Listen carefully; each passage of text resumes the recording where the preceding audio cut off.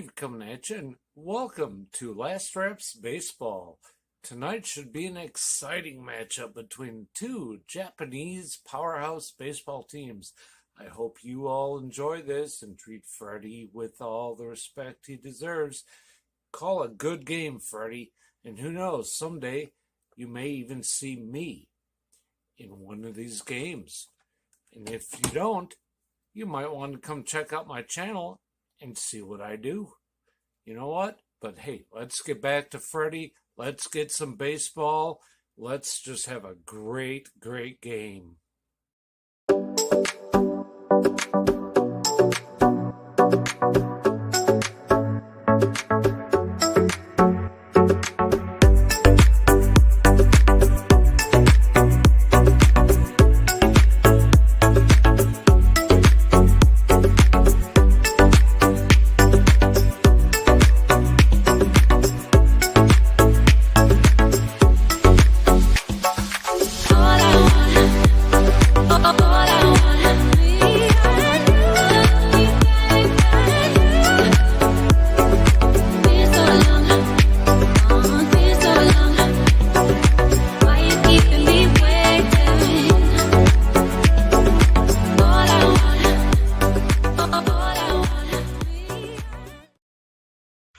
Good morning, good afternoon, and good evening, everyone, wherever you're at in the world. Welcome to Last Reps Baseball's live commentary of the Nippon Professional Baseball League. It is going to be a doubleheader Saturday as the first game of two games today. The first will be the Orix Buffaloes and the Chiba Lotte Marines, and we will follow it up with the ball game between the Hawks and the Eagles a little later this evening or this afternoon, depending on where you're at in the world. We're first of all going to give you the starting lineups for the visitors from Osaka, the Orix Buffaloes. Leading off in center field is number 67, Kai Nakagawa. Batting second and playing second base is number 3, Ryo Adachi. Batting third and doing the catching is number 4, Tomoya Mori. In the cleanup spot and doing the designated hitting is number 40, Leandro Cedeno. Batting fifth in left field is number 99, Yataro Sugimoto. Hitting sixth at first base and wearing number 8 is Marwin Gonzalez. He'll be followed in the seventh spot by Yuma Mune, and he'll wear number 6 and play third base. Batting eighth is the shortstop, number 24, Kotaro Kobayashi. Batting ninth in right field is number 9, Tomoya Noguchi. And they are going to be facing Yuji Nishino, who will take to the hill for the Marines. He's got an 8-4 record on the year. He's worked 110 innings. He's allowed 104 hits. He's given up 37 runs. 34 have been earned. He's walked 21 and struck out 84, and he's got an earned run average of 2.78. Well, that's your starting lineup for the Buffaloes. Now your starting lineup for the home team for the Chiba Lotte Marines. Leading off in right field wearing number 0 is Takashi Ojino. Batting second and playing shortstop is number 4, Yudai Fujioka. Hitting third and in left field is number 50, Shingo Ishikawa. Batting in the cleanup spot and doing the designated hitting is number 22, Gregory Polanco. Batting fifth at first base is number 51, Koki Yamaguchi. Hitting sixth in center field is number 25, Hiromi Oka.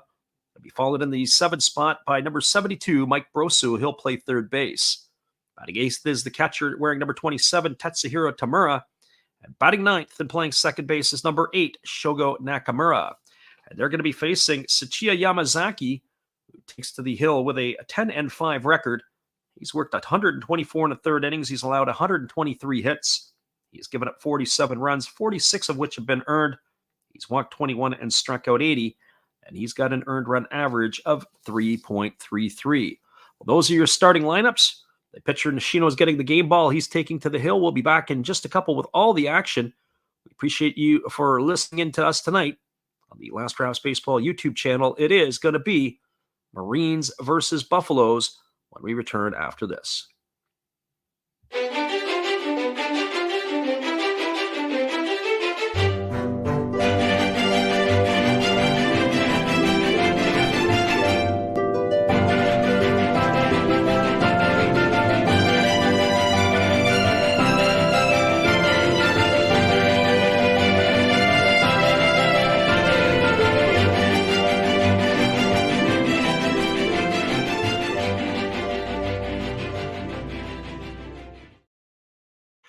Welcome back, everybody. The right-hander Nishino is just completing his warm-up tosses, and we'll be ready to get this one underway in just a moment. Nakagawa, Adachi, and Mori to come to bat here in the top of the first inning for the Buffaloes. Last night, it was a 12-1 beatdown delivered by the Marines on the Buffaloes last night. But I have to tell you that the lineup that the Buffaloes are rolling out here tonight, I would have to say that is pretty close to their playoff lineup, as they've got to get themselves some game-ready at-bats here over tonight and tomorrow, because the playoffs for them will not start for another approximately 14 or 15 days, actually, and that's a bit of a problem. The timing for hitters, especially professional hitters, they want to see pitching and good pitching on a daily basis to keep their timing. And certainly for the Marines or the Hawks or the Eagles, whoever makes the playoffs, as they will be battling it out next weekend, they'll be coming in battle shape and game shape, ready to go. So here comes the first pitch of the ball game as the right-hander delivers a first pitch fastball taken for a called strike, and the count is 0-1. We are underway at 2 o'clock Japan time, and wherever you're at in North America, it is 10 p.m. Pacific or 1 a.m. Eastern. We welcome you aboard. There's a fastball that misses down, and the count now goes even to 1-1 on Nakagawa. So 1 ball and 1 strike. It's a bit of an overcast day in Chiba. The sun's trying to get itself out, but there is some cloud in the area as that breaking ball misses down and away. The count is now 2-1. We are going to give a second game tonight, as we do intend to call that game between the Golden Eagles and the Hawks, as that'll run off in about 4 hours' time. That is going to be a huge ball game. There's a breaking ball swung on, grounded over to third, fielded on the backhand side by Brosu, who throws to first. And Nakagawa is going to be retired. He goes in the books as a ground out 5-3 for the first out of the inning. So 1 up and 1 away, and that's going to bring up the second baseman, Ryo Adachi. Well, for Adachi on the season, he's hitting 200. He's got no homers and 4 runs batted in. It's been a bit of a revolving door at the second base position for the Orix Buffaloes this year. They have had different players over there, including Marwin Gonzalez, who gets the nod at first base here tonight. And here's the first pitch. It is a fastball taken for a called strike. Adachi had squared the bunt, but he had pulled back on that one, and he took the strike right at the belt. So no balls and 1 strike.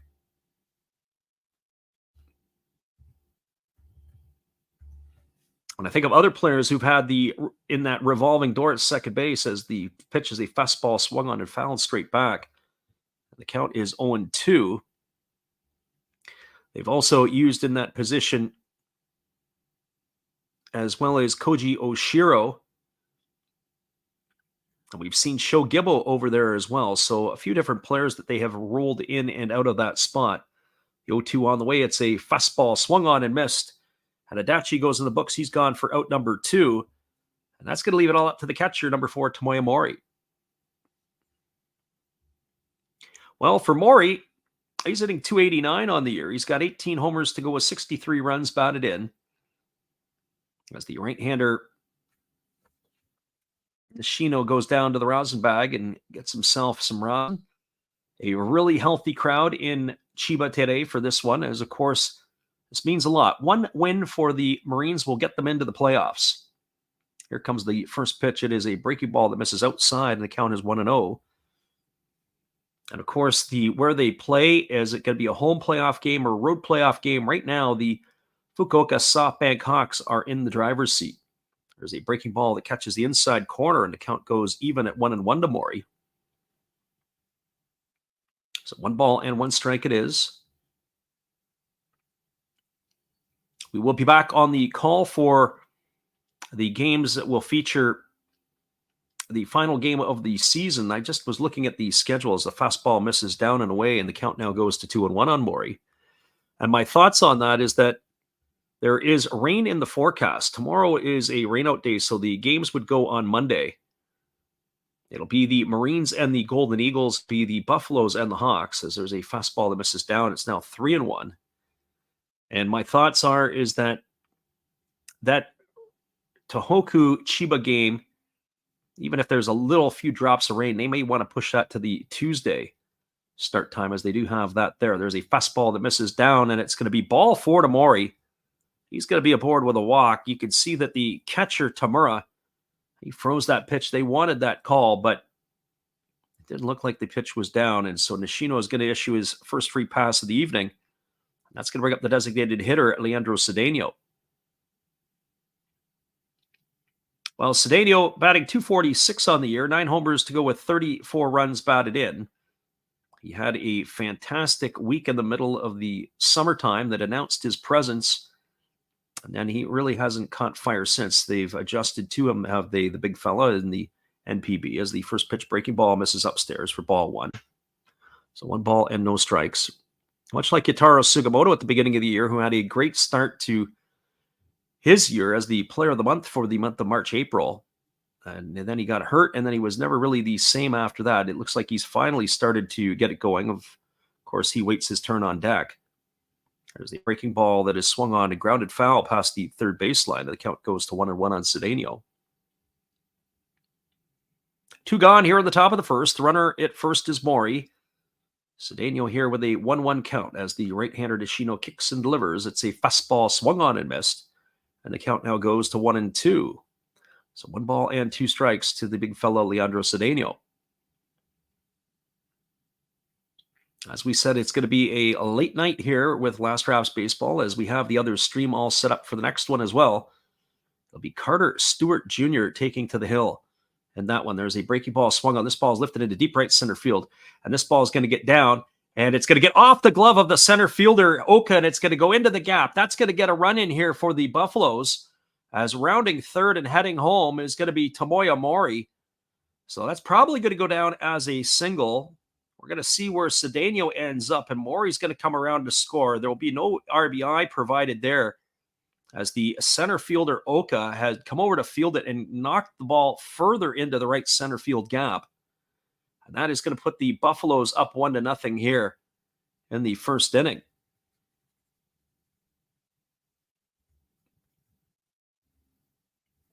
Well, that's going to bring up the left fielder, Yutaro Sugimoto. And for Sugimoto on the season, he's batting .239 with 14 homers and 38 runs batted in. As the right-hander works to the set, does Nishino. The runner at second base is Cedeno, and the first pitch is a fastball swung on and fouled away, and the count is 0-1. As we said, cloudy day, but the sun trying to poke its eyes through the clouds, so to speak, has done so, as they are now playing in some sunlight. It'll be interesting to see how the sunlight will provide different shadows and angles for the players. There's a breaking ball swung on and missed. The count now goes to 0-2 on Sugimoto. So no balls and 2 strikes. Right-hander against the right-hander. Nishino appears in. He gets his sign from his catcher Tamura as he works himself to the chest. He checks the runner at second, and here comes the offering. It's a fastball swung on and missed. And Sugimoto goes into the books. He's gone for out number 3. But there was damage done in the inning. They had an unearned run score, 1 run in the inning on the benefit of only 1 hit. There was an error, and there was 1 runner left aboard. We're through a half inning. It is the Orix Buffaloes 1 and the Chiba Lotte Marines coming to bat. Stick around, everybody. We'll be back with the call in just a couple moments. We appreciate you listening in, whether you're live or on delay. It's always good to have you with us. We'll be right back in just a few.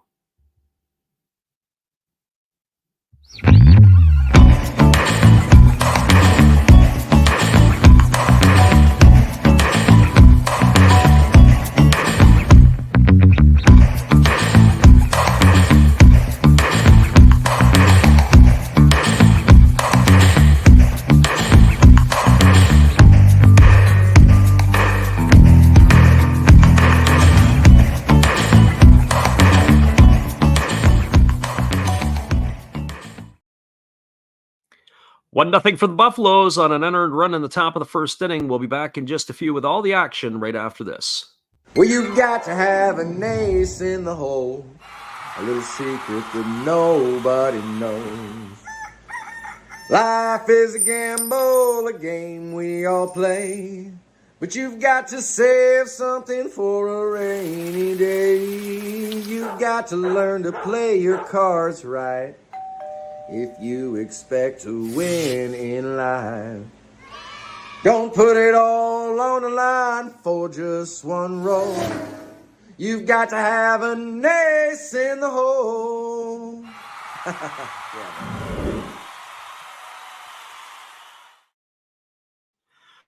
Welcome back, everybody. We're cruising to the bottom of the first inning. It is going to be Takashi Ojino, Yudai Fujioka, and Shingo Ishikawa to come to bat for the Marines in their half of the first, as they will be facing Sachiya Yamazaki for the first time. Ojino batting .244 on the year with a homer and 18 RBIs. He gets the nod in the leadoff spot tonight, and there's a first pitch breaking ball that misses outside for ball one, and the count is 1-0 to Ojino. Ojino getting the start, the veteran in right field here, as the pitch is a breaking ball that misses inside, and the count now goes to 2-0. So 2 balls and no strikes to Takashi Ojino. Lefty Yamazaki working fairly quickly as he's in a pseudo stretch, and there's a fastball missing down. And he's yet to throw a strike here to the Marine leadoff hitter in the first inning. So 3 balls and no strikes it is. As the lefty works himself to the set, and now he delivers. It's a fastball taken for a called strike, and the count now goes to 3-1. So 3 balls and 1 strike to Takashi Ojino. The crowd, of course, today is in good form, as this game means a lot for the Marines. As that breaking ball misses down, it's going to be ball 4. And Ojino's aboard with a leadoff walk here in the bottom of the first inning, and that's going to bring the shortstop Yudai Fujioka to the plate. Not an empty seat in the house here for this one. Buffaloes, of course, have secured their playoff position for well over a couple of weeks now, as they are in the driver's seat. And now it is all come down to 2 final games for the Buffaloes, the Eagles, and the Hawks to determine which 2 of those 3 teams will be in the playoffs. So batting from the left side here is Fujioka, as the left-hander Yamazaki gets the sign from his catcher Mori. He works to the set, now delivers. Fastball swung on and fouled away. Count is quickly 0-1 to Fujioka. Fujioka batting .286 on the year with a homer and 22 RBIs. This arguably has been one of his most productive seasons in a Marines uniform. He's been very steady defensively, but he also now has been able to provide some use with the bat. Here comes the 0-1. Breaking ball that misses upstairs, and the count goes even to 1-1 on Fujioka. One would expect both of these lineups that are rolled out here tonight are pretty close to what I would think would be the playoff lineups. There's only the catcher possibly for Chiba as they start tomorrow tonight over Sato that might be a difference maker, as here comes the 1-1 offering. It's a fastball that misses down and away, and the count now goes to 2-1. So 2 balls and 1 strike to Yudai Fujioka. Shingo Ishikawa waiting his turn on deck, as the Marines here are facing the lefty Yamazaki for the first time in their half of the first. Here comes the 2-1 pitch as Yamazaki kicks and delivers. It's a fastball swung on. It's grounded to the right side. A nice play by the first baseman Gonzalez to dive to his right and knock it down. And the only play they're going to have is with the pitcher covering to get Fujioka at first. That's going to go down as a ground out 3-1. But what a great play there by Gonzalez. He knocked it down. The ball trickled away from him. He was still able to get the time to gather it and then provide a good flip to the pitcher covering for the first out of the inning. Ojino is going to advance safely over to second. And that'll bring up the left fielder, Shingo Ishikawa. Well, for Ishikawa, he's enjoying himself a nice year. He has had limited duties, but he's found himself in the last 2 to 3 weeks in the top part of the batting order, as he's got a .343 average, a couple of homers, and 9 RBIs. He bats from the right side here against the left-handed throwing Yamazaki, who works himself to the set position. He checks the runner at second, now delivers. The first pitch is a breaking ball waved out and missed. The count is quickly 0-1 to Ishikawa. And as we mentioned, once we get through the stream here tonight, in this game here, the other one to follow will be the Hawks and the Eagles, as we will do that one as well. And if this one runs a little bit extra longer, well, we'll pick up the other one in progress. Here comes the 0-1 pitch. Breaking ball swung on. This ball is lifted into left center field, and this ball is going to get down, and this is going to get a run in, as rounding third and heading home is Ojino. And that is going to be an RBI there for Ishikawa, as he is in safely at second base with a double. And now we're all even at 1 apiece. So fireworks here in the first inning, as both clubs are able to get runs on the board. And we're all back to square one again. It is a 1-1 ball game on our hands. Well, that's going to bring up the designated hitter in Gregory Polanco. Polanco, another player who's enjoying a nice season for the Chiba Lotte Marines. Polanco, of course, is been at or near the top of the home run mark in the Pacific League for much of the year. He's batting .246 with 26 homers and 75 runs driven in. He is tied right now for the Pacific League lead in home runs. He's sharing that with Hideo Asamura of the Tohoku Rakuten Golden Eagles. The first pitch is a fastball that's under the hands for a called strike, and the count is 0-1 to Polanco. Polanco's also driven in 75 runs this year, so coming to the Marines from the Yomiuri Giants, where he spent the 2022 season, he has come in and has been better than advertised and what they picked up in the offseason. So here comes the offering. It's a breaking ball swung on and it's grounded foul. Now he passed the bag at first base, and the count now goes to 0-2 on Polanco. So no balls and 2 strikes. So 2 games tonight, and then 2 games on the slate for the Monday portion. As tomorrow, it is going to be a scheduled day off. They had marked tomorrow as the rainout days for these games today. And then it'll be Monday action. And if I had to say and make a prediction, as I said before, I'm not sure that Golden Eagle game will go off. There looks like there's rain in the forecast. Breaking ball that swung on and grounded foul. The count is 0-2. But I haven't seen the forecast for the Tuesday game or Tuesday potential, as that would be the rain date, to see if that would be any better than the Monday. But I think that the NPB would probably love to see a 1-game showdown independently on that Tuesday. But we'll just have to wait and see. So no balls and 2 strikes as the lefty Yamazaki works himself to the set. And here comes the pitch. It is a breaking ball that misses down and away. The count goes to 1-2 on Polanco. Nice stop there by the catcher Mori, who had to slide to his left to block it. It kept the runner Ishikawa in check at second base.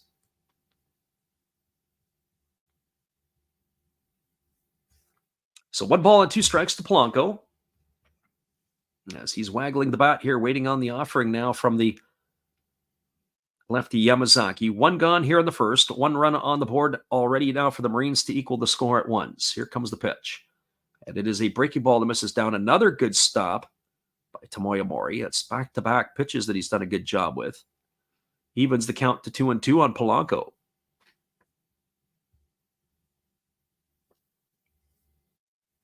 So 2 balls and 2 strikes. Koki Yamaguchi waiting his turn on deck. They do have the open base at first base to the Buffaloes if they have to let the batter Polanco reach. It would set up a force or a potential double play possibility. Here comes the 2-2 offering. As the lefty delivers, it's a breaking ball that misses down, and we're now at 3-2. So Polanco's battled all the way back to get the count to full. Defensively tonight for the Buffaloes, from left to right field, it's Sugimoto in left, the center fielder's Nakagawa, and in right field, it is Noguchi. Around the horn from first to third, Gonzalez is at first, the second baseman is Adachi, Kobayashi at short, and Mune at third, with the battery of Yamazaki and Mori. As the lefty gets his sign from his catcher, and he's ready to go again, is Yamazaki. And here's the pitch. It is a breaking ball that misses down and in. That's going to be ball 4. So he got ahead in the count at 0-2 to Polanco, and then Polanco works him all the way back for a walk. And that's going to bring the catcher out the mound to have a word with the young lefty, as it'll put runners at first and second with 1 gone. It'll bring Koki Yamaguchi to the plate. Well, for Yamaguchi, he's entering the game tonight hitting .237, 14 homers and 57 runs batted in. He was a part of the Run Fest last night. As we said at the outset, the Marines had stuck 12 runs on the board against the Buffaloes. And it is looking like the Marines are starting to pick up where they were before all the players went missing out of their lineup. There was the talk that the COVID had affected the team, and a lot of players were removed from the active roster. Now the players are back healthy and looks like they're getting back into their groove. There's a first pitch breaking ball taken for a called strike, and the count is 0-1 to Yamaguchi. Yamaguchi batting from the right side here against the left-hander, Yamazaki. Ogino had crossed the plate with the first run, driven home by Ishikawa to tie the game at 1. Runner at second, Ishikawa. Runner at first, Polanco. Here comes the 0-1 offering. As Yamazaki kicks and delivers, it's a breaking ball that misses outside, and the count goes even at 1-1. So 1 ball and 1 strike. The one thing that is noticeable tonight is certainly Yamazaki has had to work. He's already delivered 23 pitches. Whereas the other pitcher being Nishino, he has been fairly effective. Unfortunately, the defense behind him on that error by the center fielder allowing the first run to score played a little bit of havoc and a little bit of a problem there for the right-hander of the Marines. And there's a fastball swung on and fouled away, and the count now goes to 1-2. So 1 ball and 2 strikes. So 1-2 here to Yamaguchi. As we said, runners at first and second, only 1 gone. Marines got 1 on the board as they've got that run back here in the first. They're looking for more. And Yamaguchi has asked for time as he's doing a little gardening in the batter's box. And now we're ready to resume the action as the right-handed stick has got himself set. And now Yamazaki gets the sign from Mori. He works himself to the chest, checks the runners, and now delivers. It's a breaking ball, misses down. Another good stop by Tomoya Mori. Tomoya Mori already here in the first inning has had 3 good blocks off the left-hander. Very impressive by the veteran catcher. If there was one change to the Buffaloes lineup that I think that maybe we might see come the playoffs, possibly maybe depending on where it is, if Cedeno comes out, Mori as the catcher and maybe Mori as the DH and Wakatsuki as the catcher, that could be an element of possibility for change. Here's the pitch. It's a breaking ball swung on, grounded over to short. They go to second for the force, back to first, and it's in time to get the batter runner Yamaguchi. That's going to go into the books as a 6-4-3 double play. We'll take a moment here to see if they're going to have a look at it, but it looks like the Marines are not.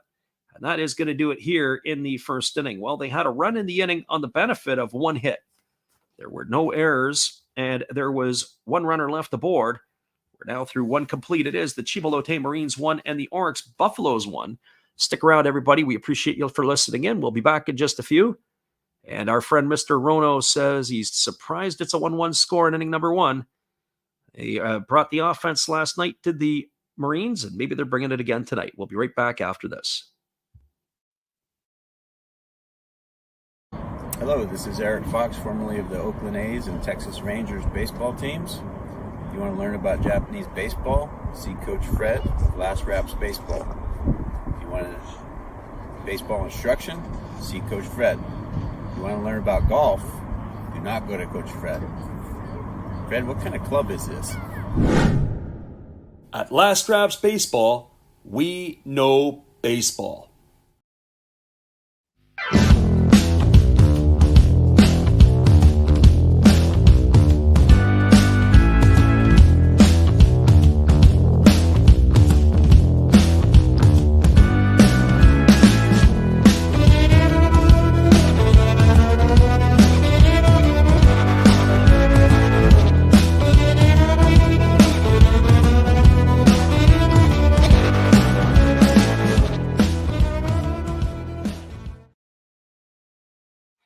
Welcome back, everybody. It's going to be the top of the second inning, and coming to bat for the Buffaloes will be the 6, 7, and 8 hitters in the batting order. And that means it's going to be Marwin Gonzalez, Yumamune, and Kataro Kobayashi to try their luck against the right-hander Yuji Nishino. 1 unearned run in the top of the first inning opened the scoring up for the Buffaloes. As a Leandro Cedeno single brought home Tomoya Mori on the error by the center fielder Hiromi Oka. The first pitch is a breaking ball delivered to Gonzalez, taken for a called strike, and the count's 0-1. Gonzalez hitting .220 on the year, 12 homers and 36 runs batted in for the veteran utility player. He takes another breaking ball over for a called strike, and the count now goes to 0-2. So no balls and 2 strikes to Gonzalez. Marines need one win to clinch a playoff spot, and they can get it done here tonight as that fastball misses down, and the count now goes to 1-2. So 1 ball and 2 strikes to Gonzalez. Another stop there by Tamura. Both of the catchers tonight have been busy blocking balls and doing a good job of it. Of course, the last half inning with the runners on base meant more for Maury. As here comes the 1-2. There's a fastball taken on the inside corner for a called third strike. Oh, Gonzalez, he stood there like the house by the side of the road. He watched it go by for out number 1.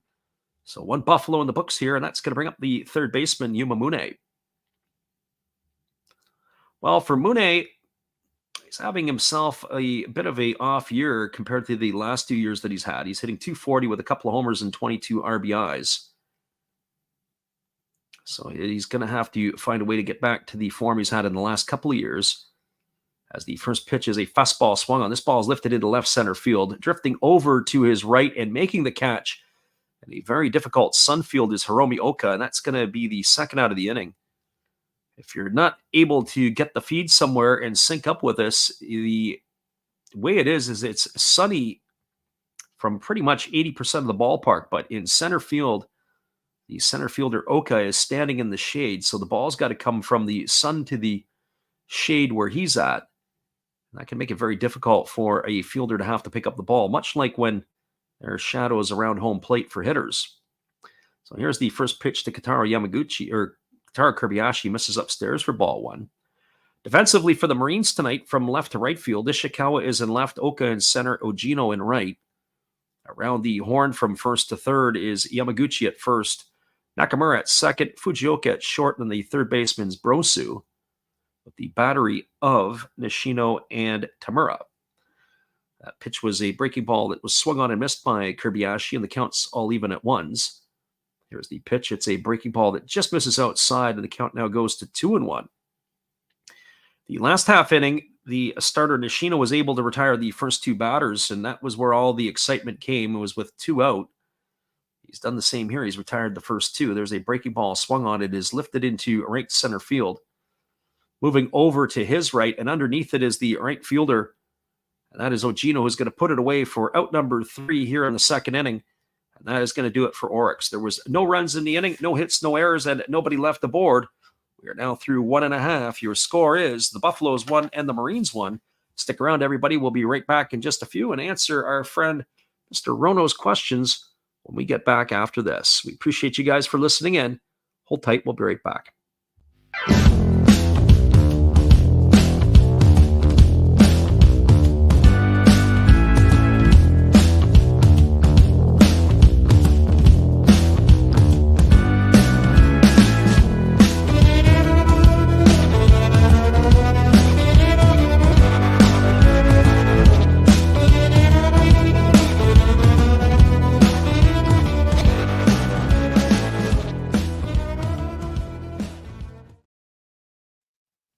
We've got a score line of 1-1 as we move to the bottom of the second inning. Stick around, everybody. We'll be back in just a few.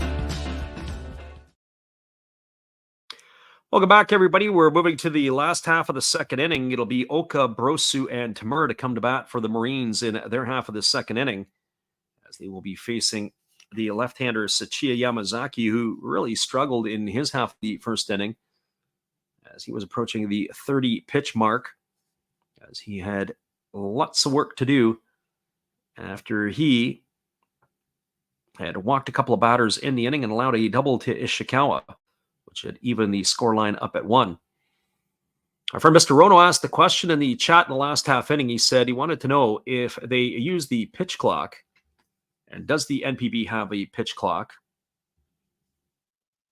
And the answer to that is no, they don't as of right now. It is going to be tabled, I guess, as an off-season discussion. There are certain players and certain things in the NPB that make this game go a lot quicker. And here comes the first offering. It's a breaking ball swung on and fouled away by Oka. The count is 0-1. Certainly the breaks in between innings move the game along a lot quicker. It's pretty much about 60 seconds in between innings, and you're off to the next one, where Major League Baseball is often 2 minutes plus.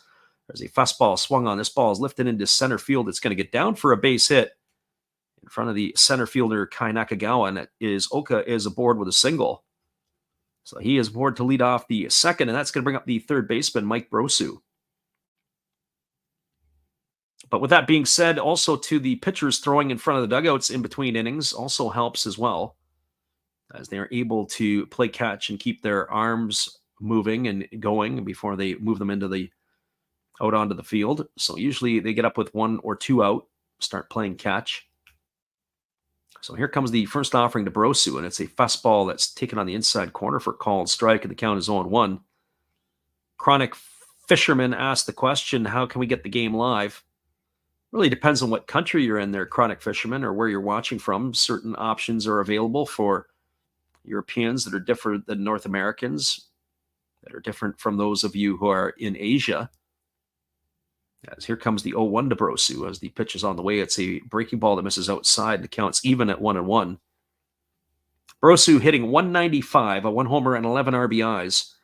We did a stretch of Marines games about a week or so ago, and Brosu was in a bit of a hard luck type of spot, as he was hitting the ball hard, just wasn't finding spots.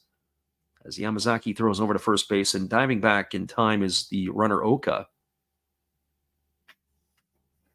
So 1 ball and 1 strike it is, as Brosu batting from the right side, waiting here on the lefty, who works himself to the set position, and now he's ready to deliver.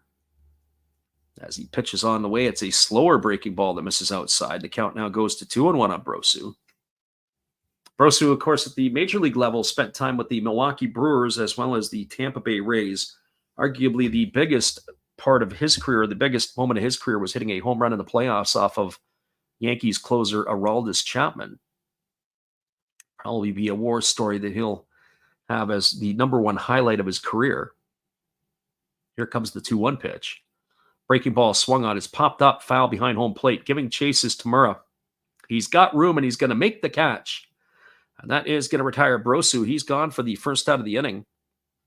So 1 away, and that's going to bring up the catcher, Tatsuhiro Tamura. Well, for Tamura, he's hitting $169 on the year. He's got a couple homers and 19 RBIs. It's kind of raised my eyebrows a little bit that he was getting the start tonight and not Sato. But Sato does provide a better option with the bat. Some tough-looking batting averages in the bottom part of this order for the Marines. Of course, Tamura is one of them, as well as Shogo Nakamura. Chronic Fisherman is in Detroit, Michigan. Beautiful place. Been there many times. I say beautiful sort of with tongue-in-cheek, but having lived in that area for 30-plus years, I know what it's all about. So here comes the first offering. It's a fastball taken for a called strike, and the count is 0-1. Well, one thing you have to do is, there are some people that do come into the stream and will help you out on some of it. We're not going to break up the continuity of the broadcast, but we'll give you some options as you are listening here where you can do it. And a lot of people will try to stream the game and listen to us because most of the other broadcasts are in Japanese. There's a breaking ball swung on. This ball is lined into right field, and this ball is going to be caught. What a catch there by the right fielder. Nice job by Noguchi, and he fired it back in to try to double the runner Oka off of first base. But he was able to scramble back in time. He threw in between steps. But Tamura's going to be retired. He's going to be gone for the second out of the inning. And that's going to leave it up to Shogo Nakamura. But boy, Oka was very fortunate to make it back there on time because that ball came in a hurry. So that's going to bring Nakamura to the plate. The second baseman hitting .219 on the year, 11 homers and 48 RBIs. He was pretty much a mainstay in the 3-hole last year for the Marines, but he has not had a good season at the plate as he finds himself right at the bottom of the batting order. There's a breaking ball outside. The appeal to the first base umpire See if Nakamura went around, and he didn't. The count's 1-0. So back to Chronic Fisherman's question. We have Devin Nelson in the house, who says he's hoping for a Buffalo win. Here comes the 1-0 pitch. As the lefty delivers, it is a breaking ball that misses down, and the count now goes to 2-0. Well, certainly if the Buffaloes were to win tonight and the Marines were to lose, it would really throw a wrench into the potential for tomorrow. Maybe it just makes it, or I should say maybe for Monday, just makes it a whole lot more exciting if the Buffaloes were to get a win tonight, because one Marine win, they've clinched the playoff spot. It's just a question of where they would be seated, either 2 or 3. Breaking ball misses down in it, and it's now 3-0 to Nakamura. Keep an eye on Oka here. He's got 14 stolen bases on the year. It's 3-0 here to Nakamura. May not necessarily be the pitch to run on this time, but a little surprised that they didn't put him in motion before. So here comes the 3-0 pitch as the lefty kicks and delivers. It's a fastball taken for a called strike, and the count is 3-1. So some options. If you go to the NPB Reddit page, there's some advice that they give that's maybe a bit out of date, but the NPB on Reddit will be able to give you some links and some options to different places that you might be able to pick up games. There's a fastball that misses down and in. It's going to be ball 4. That's going to be the 3rd walk issued so far here tonight by Yamazaki. So Nakamura's got a walk. It's going to advance Oka into scoring position at second, and it's going to bring up the top of the order into Takashi Ogino. Well, for Ogino tonight, he has scored the only run for the Marines as he walked and came home on a double by Shingo Ishikawa in the first inning. Our friend Zay in the house tonight. We appreciate you for being here. I know Zay had posted a comment on one of our pages earlier on today. What you can do, Zay, is send me an email and I'll respond to you. And we can maybe arrange something for that. As that breaking ball misses down and in, and the count is 1-0 to Ogino. So 1 ball and no strikes. Ogino hitting .244 with the homer and 18 RBIs. Not a lot of pop in the stick for the starting right fielder for the Marines. As the pitch is on the way, there's a slow breaking ball taken for a called strike, and the count goes even to 1-1. So 1 ball and 1 strike it is. As we said, once this game is done tonight, we are going to do the second game, which will go off at 2 a.m. Pacific or 5 a.m. if you are on the East Coast. There's a breaking ball swung on. This ball is lifted into right center field. Coming in underneath it and making the catch is Nakagawa. And that threat is going to be over here in the second inning as Ogino has flown out for out number 3. Well, there was no runs in the inning. There was a hit. There was no errors, and there was 2 runners left aboard. We are now moving to the top of the 3rd inning. Your score is the Buffaloes 1 and the Marines 1. Stick around, everybody. We'll be back with the call in just a few, and we appreciate you guys for being here with us. It is Marines and Buffaloes as we move to the top of the 3rd inning. Hang tight. We'll be right back.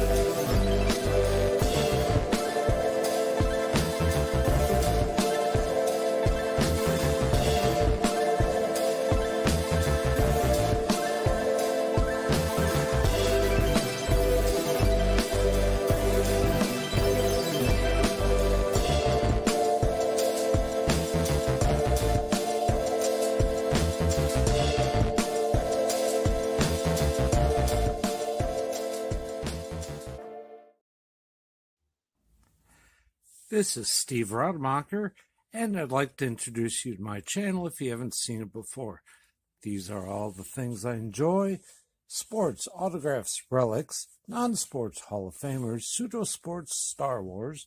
That's my channel name and my name, and I would really appreciate it if you would come check me out and maybe even subscribe if you like it. Thank you for that for now. And back to your ball game. Welcome back, everybody. It's going to be the 9, 1, and 2 hitters to come to bat for the Buffaloes. It'll be Noguchi, Nakagawa, and Adachi to face the right-hander Nishino here in inning number 3. And the first pitch is a breaking ball that misses down for ball 1. Count is 1-0. Noguchi hitting 224 on the year with a couple of homers and 19 runs batted in. As the right-hander delivers a breaking ball taken for a called strike, and the count goes even at 1-1 to Noguchi.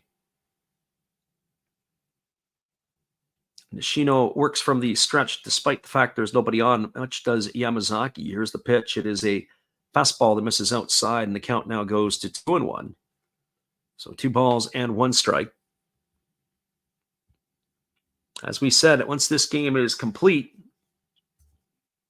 we will bounce over to the Hawks and Eagles. That should be a cracker of a ball game, as there's a fastball that's swung through and missed. The count goes to 2-2. Carter Stewart getting the ball tonight for the Fukuoka SoftBank Hawks.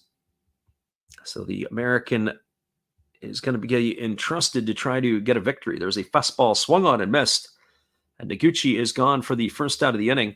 It's 5 retired now here from the right-hander Nishino. That's his 4th strikeout of the ball game. That'll bring up the top of the order in Kai Nakagawa. It is going to be Takayuki Kishi who's going for the mound tonight for the Eagles. And I always say that could go one of 2 ways. When we watch Kishi pitch, he is either very good or very average at best. So I'll have to wait to see how that one shapes up. But Carter Stewart, if he's on his game, he could be dominant. There's a first pitch breaking ball taken for a called strike, and the count is 0-1. We've seen Stewart pitch a little bit this year, and he has really come into his own in the NPB. As the pitch is a breaking ball swung on, it is slapped over the head of the pitcher up the middle, and it's going to have eyes. It's going to get into center field for a base hit, as Nakagawa is aboard with a 1-out single. That's going to bring up the second baseman, Ryo Adachi. Well, for Adachi, he's 0 for 1 tonight. He has struck out his only trip to the plate, as he will be coming here to face the right-hander Nishino for the second time. Right-hander against the right-hander. Adachi's season average has dipped below the 200 mark now. As we said, second base position, a bit of a black hole for the Buffaloes in terms of production. There's a breaking ball that just misses outside for a ball, and the count is 1-0. So 1 ball and no strikes. 1-2-0 for the Buffaloes. That's runs, hits, and errors. A 1-2-1 for the Marines. And the one mistake that they made has cost them the run, which was an unearned run in the top of the first inning. Here's the pitch. Fastball missing inside, and the count now goes to 2-0 on Adachi. So 2 balls and no strikes. A right-hander ready to come back to work again as he gets his sign from his catcher Tamura. 2-0 pitch on the way. It's a fastball swung on. There goes the runner. The throw down to second. It's in time, and they're going to be able to get the runner. That's going to be caught stealing. It's going to go into the books as 2-6. Nakagawa is gone for the second out of the inning, as he is retired. I have to say the throw was not a good one. It was thrown up the line into the right field side of second base, but a nice defensive play by Fujioka to catch it as the runner had slid right into the tag, as he is gone for the second out of the inning. And here's the 2-1 to Adachi. It's a fastball swung on, grounded right back to Fujioka, throws to first, and that's going to do it. A ground out 6-3 is going to end the inning, and the Buffaloes go quietly here in the third. No runs, 1 hit, no errors, and nobody left aboard. We're now moving to the bottom half of the third inning. Your score is the Buffaloes 1 and the Marines 1. Hang tight, everybody. We'll be back in just a bit. We appreciate you guys for hanging with us tonight. This is our friend Steve Rademacher. Get him a chance to check him out. Do so after the game. Hello, guys. Thank you for joining Freddie here on his baseball game. And I'm Steve Rademacher, and my channel is really all about everybody, including all my international friends. We have such stuff as non-sport packs from Canada, the OP cheese. We have the Greek freak. We have money from around the world. We have lira. We have yen. We have francs. We have pounds. We have Deutschmarks. We have all kinds of cool stuff like that. We even have some cooler things like Japanese women wrestlers and OPC baseball cards where I cannot read the back. We even have unopened material like the royal family, I know it's backwards, from London, England. Thank you for watching. Back to Freddie. Appreciate you there, Steve, and the support you give to our channel. In turn, we support Steve Rademacher. So after the game, be sure to go check him out. It's Money Monday, Takeover Tuesday, the Saturday morning cartoons, or his Sunday shoutouts. He's got something for everybody. Well, that is going to bring up the 2, 3, and 4 hitters to get things going for Chiba in their half of the third inning. It'll be Yudai Fujioka, Shingo Ishikawa, and Gregory Polanco, as they will come to bat here to face the lefty Yamazaki. 39 pitches in the first 2 innings for Yamazaki. He has struggled with his command as he has 3 walks allowed so far, as the lefty is ready to go to work. And the first pitch is a breaking ball taken for a called strike by Fujioka, and the count is 0-1. Fujioka for 1 tonight. He grounded out to the first baseman, Gonzalez, who flipped to the pitcher covering. And there is a fastball swung on. This ball is hit into left field. Camping out underneath it and making the catch is Sugimoto. That's going to retire Fujioka for the first out of the inning. Out number 1. We were back to that play that Gonzalez made in the first inning. It was a fantastic play by the first baseman. He had to dive to his right, knock the ball down, and then scramble to get it to be able to retire the out in that first inning. Well, that's going to bring Shingo Ishikawa to the plate. He's responsible for driving in the first Marines run. He is 1 for 1. He's got the only RBI in this one. He has had himself a fantastic season. He's pulled his average up to 349. Here's the pitch. It's a breaking ball that misses down, and the count is 1-0 to Ishikawa. So 1 ball and no strikes.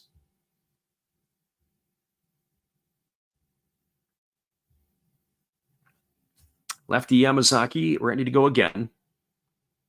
As he kicks and delivers, there's a slow breaking ball swung on. It is grounded foul just past the bag at third base.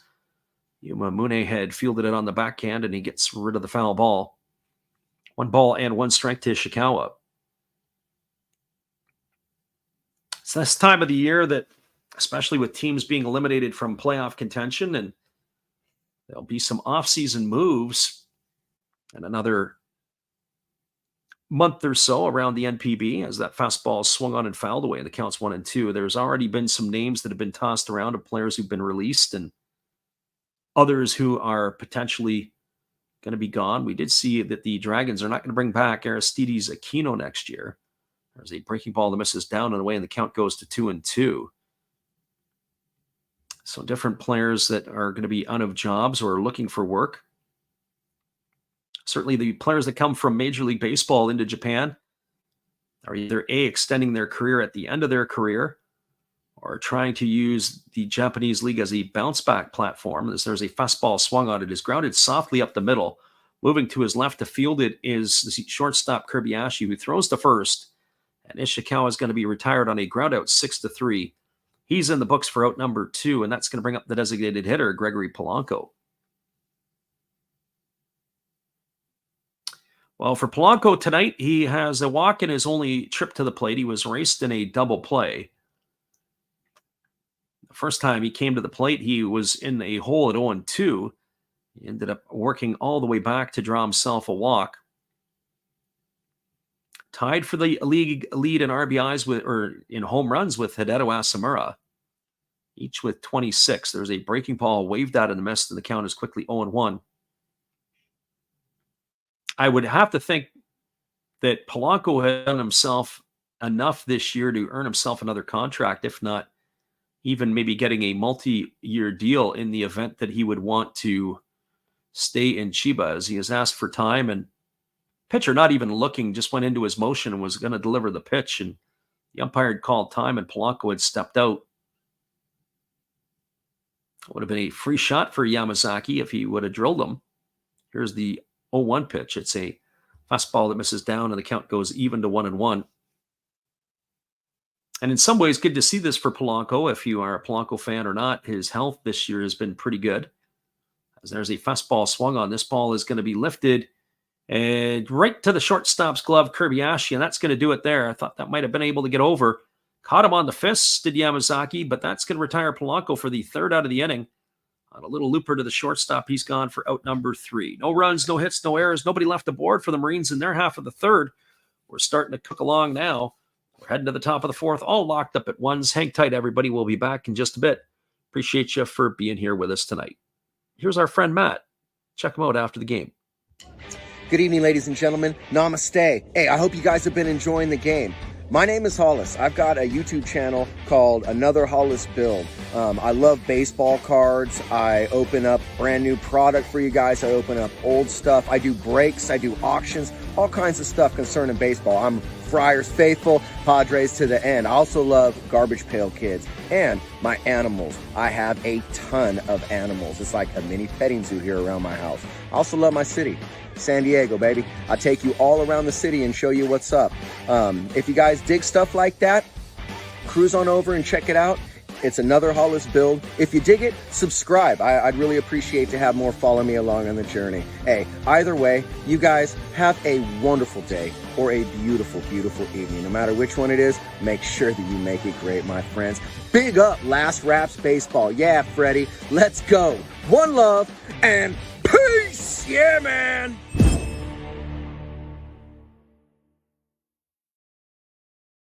Welcome back, everybody. We are moving to the top of the fourth inning, and it's going to be the 3, 4, and 5 hitters to come to bat for the Buffaloes. That means Tomoya Mori, Leandro Cedeno, and Yataro Sugimoto. It is the big lumber part of the batting order for the Buffaloes here to face Nishino in inning number 4. Mori, his first time up, he walked and scored a run. Came around on the error made by the center fielder Hiromi Oka. That allowed him to score the first and only run for the Buffaloes in their half of the first inning. So the right-hander Nishino kicks and delivers. Squaring to bunt and dropping it down is the batter Mori. But a nice job by the pitcher to come off the mound to field it. We don't see that a lot. So Tomoya Mori trying to bunt himself on. He grounds out 1-3 on the putout. He's out for the first out of the inning. If that ball would have been a little bit further down the line, it might have been more of a closer play by Mori. Good idea, as the third baseman, Mike Brosu, was playing deep. He just wasn't able to push it past the pitcher and keep it close to the foul line. So he's gone for out number 1, and that's going to bring Leandro Cedeno to the plate. Cedeno, he singled his first time up, and the error on the play by the center fielder Oka was able to bring the runner all the way home. So Cedeno swings at the first pitch and fouls that one away, and the count is 0-1. It was definitely a play that's not going to go into the Marines holiday promotional videos, as that ball that Oka had misplayed ultimately cost him the run. There's a breaking ball that swung on and missed. The count is 0-2. Okay, generally pretty reliable in center field, which makes that all the more of an eyebrow raiser. As now Cedeno has asked for time. He's not quite set in there yet. So no balls and 2 strikes. As the right-hander works to the set and now pitches. It's a breaking ball swung on and tapped foul behind home plate. Count remains at 0-2.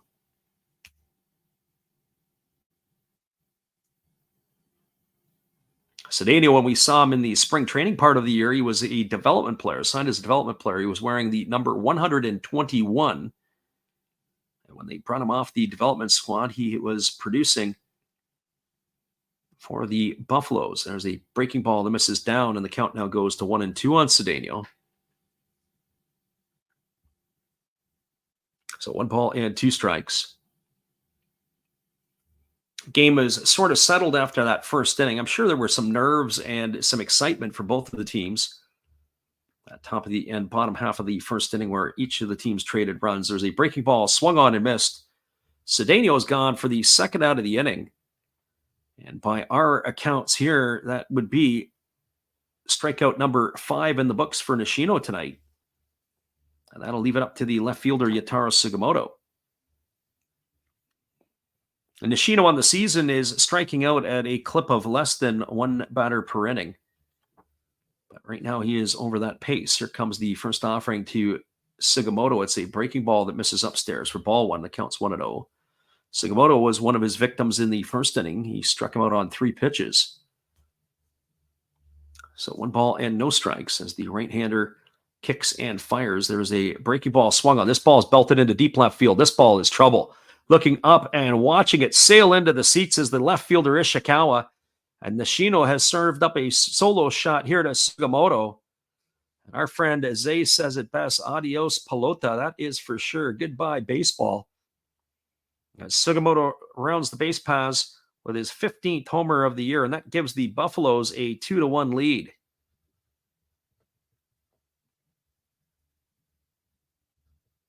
And that'll bring up the first baseman, Marwin Gonzalez.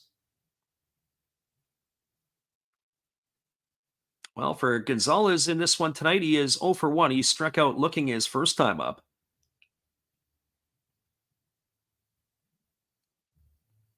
He has got 12 homers and 36 runs driven in on the year.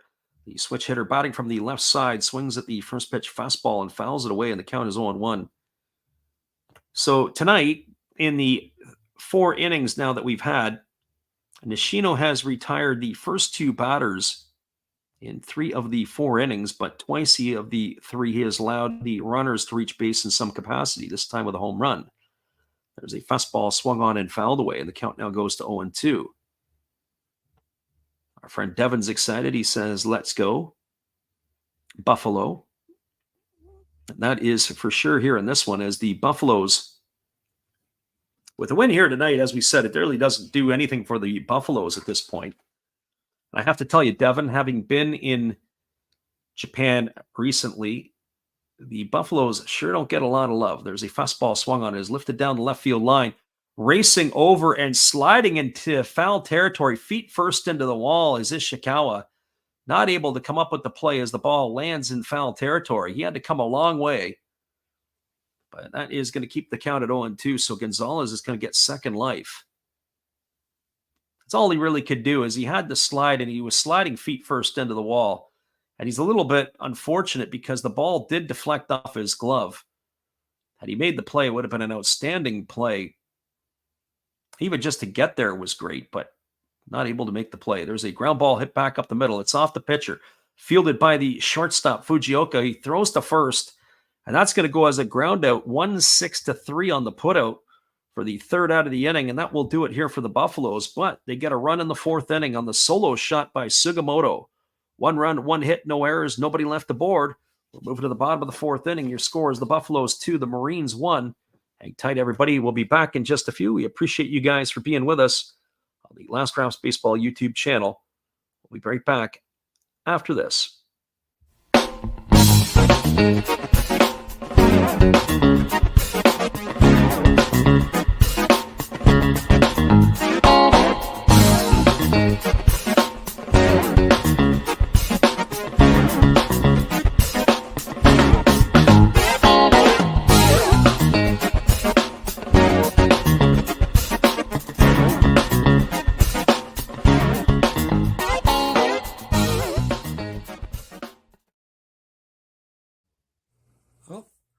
Hello? Oh, hey. Yep. I'm just sitting here listening to Freddie call another game here on YouTube. Oh, yeah, going really good. He's calling a great game. Really exciting. Lots of stuff going on. You're lucky it's commercial break right now. I got a second. Oh, yeah, of course I'm having a cold one. Oh, yeah, got plenty of videos coming up this week. You should stop in. Check them out. Leave a like, tell other people. But Freddie's coming back. I gotta go catch the game. I will check in with you later. You have a good night, buddy. Bye. Appreciate you there, Steve, and the support you give to our channel. In turn, we support Steve Rademacher. Check him out after the game for all your crazy, wacky needs.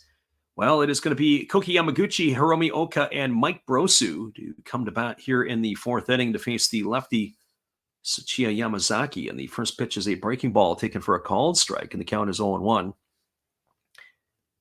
Yamaguchi 0 for 1 tonight, grounded into a double play his first time up, as he hits from the right side against the lefty Yamazaki, and there's a breaking ball that swung on and tapped foul behind home plate. The count is going to remain at 0-2. So no balls and 2 strikes to Koki Yamaguchi. He was one of the players who had an extended absence from the Marines. As we had mentioned, there was a COVID that had run through, or a COVID scare run through the team a couple of weeks ago. There's a breaking ball swung on. It is lifted into shallow center field. Camping out underneath it is Kai Nakagawa, and he's going to make the catch. And that is going to retire Yamaguchi for the first out of the inning. So 1 up and 1 away, and that'll bring up the center fielder in Hiromi Oka.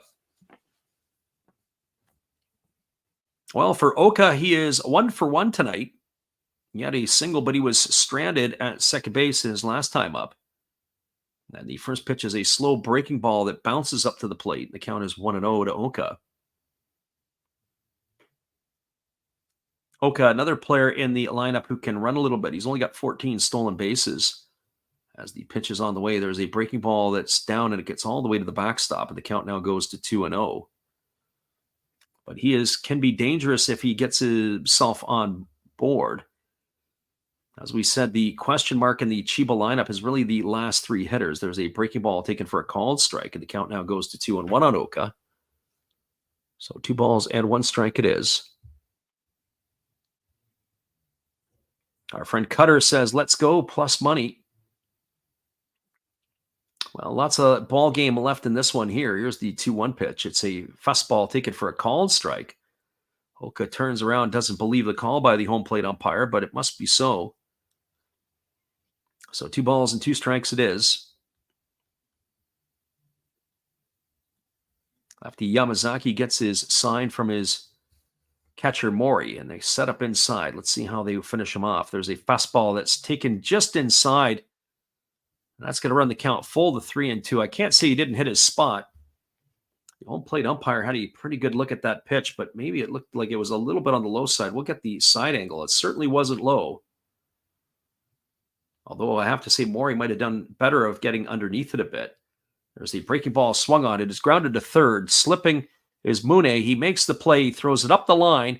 Coming off to catch the ball and make the tag is Gonzalez. And that is going to retire Oka for the second out of the inning. Goes into the book as a ground out 5-3 for out number 2, but a tough play there by Mune as he lost his footing, and a nice play there by Gonzalez to pick him up on the back end to apply the tag to the runner coming down the line. So 2 gone here. That's going to bring up the third baseman, Mike Brosu. And our friend Chronic Fisherman, who was listening from Detroit, Michigan, well, Mike Brosu was a former Oakland University Golden Grizzly. There's a breaking ball taken for a called strike, and the count is 0-1. You ever get a chance to see the facility? There was a nice little ballpark that they had on the campus. It was kind of down a hill or a little bit of a ravine, and there's a slow breaking ball that drops in for a called strike, and the count is now 0-2. Chance to play some summer ball there a number of years ago. Kind of a nice setting, calm setting at Oakland U. I'm sure it's changed a lot in 30 years. Plus, there's a fastball swung on. It's grounded over to the right side of the infield. Making the play is the second baseman, Adachi. Throws to first, and Brosu's retired on a ground out 4-3. And that will do it here for the Marines in their half of the 4th inning. They go quietly, and that is now going to be 7 in a row retired by Yamazaki. No runs, no hits, no errors, nobody left the board. We're now moving to the top of the 5th inning. Your score is the Orix Buffaloes 2 and the Chiba Lotte Marines 1. Stick around, everybody. We'll be back in just a bit with all the action. We appreciate you guys for listening in here with us tonight. Hang tight. We'll be back after this.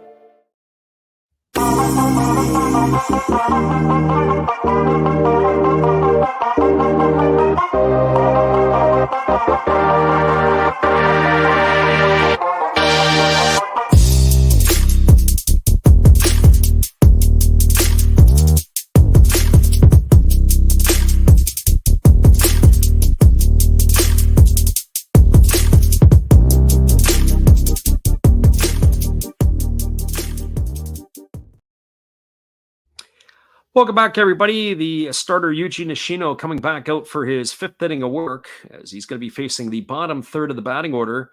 For the Buffaloes, it'll be Yuma Mune, Kotaro Kobayashi, and Tomoya Noguchi, the 7, 8, and 9 hitters in the Buffaloes batting order. Mune tonight 0 for 1. He flew out to center field his first time up as he takes a breaking ball up and away for ball one, and the count's 1-0.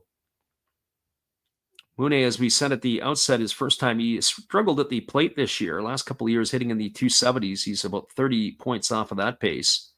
As there's a fastball swung on. This is going to be lined into center field. It's going to get down for a base hit. Mune is aboard with a leadoff single here in the fifth, and that's going to bring up the shortstop, Kotaro Kobayashi. So for some of our listeners who like to come into the game and they like to place their money down on over-unders, the fifth inning is always a time for nail biting. A 2-1 ball game here for the Buffaloes. I'm not sure what the over/under pregame was for the first 5, but this is usually where there's a lot of action as the starting pitchers are into the back end of their day's worth of work. So the right-hander Nishino ready to deliver as he works to the set position. And here's the pitch to Kobayashi. It's a breaking ball that misses for ball one, and the count is 1-0. Kobayashi 0 for 1 tonight. He flew out to right field his first time up. He's had himself a fine season. He's hitting .275 entering the ball game tonight with 8 homers and 39 RBIs. This is the best of his career. It's hard to believe that he's been in the league for 4 years and he's only 21 years old. Broke in as a 17-year-old as there's a breaking ball swung on and tap foul behind home plate. Count is 1-1, but he's certainly made a major progression in his batting this year. Certainly with his approach at the plate, his overall statistical numbers, even his power, looks like it's going to play out a little bit more throughout his career. So 1 ball and 1 strike here to Kobayashi as he waits on the offering from the right-hander. And now Nishino kicks and delivers. It's a fastball swung on, grounded up the middle. And it is nice play by the shortstop, Fujioka, who dives to his left, and he makes a backhand flip to retire the runner, Mooney, at second base. That ball almost got up the middle.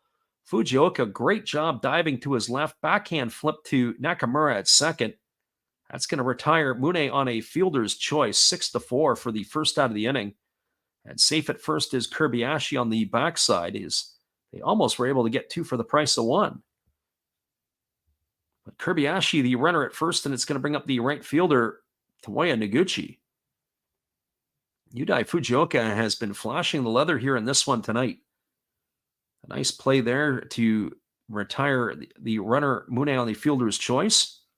As there's a fastball that misses down. There goes the runner to second base. The throw is in time. And that is going to do it. That is going to retire Kobayashi. He's caught stealing 2-6. He's gone for the second out of the inning. So 2 gone here. Another throw there by, as we saw, Fujioka getting to the front of the base and making a good tag.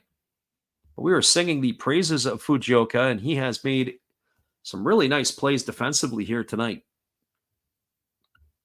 Well, that's going to run the count here to 0-1 on Noguchi as he had swung through that last pitch. And now there's a fastball that misses down, and the count is 1-1. Noguchi struck out his first time up against the right-hander Nishino, who's now getting some defensive help after that error back in the first inning. There's a fastball swung on and fouled away. It's going to reach the seats on the third base dugout, and the count goes to 1-2. I don't want to jinx myself, but this game here has had some pretty good pace to it so far.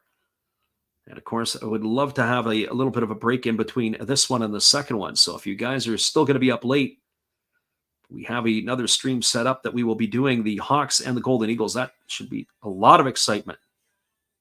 There's a pitch. There's a fastball that misses up and away, and the count now goes to 2-2.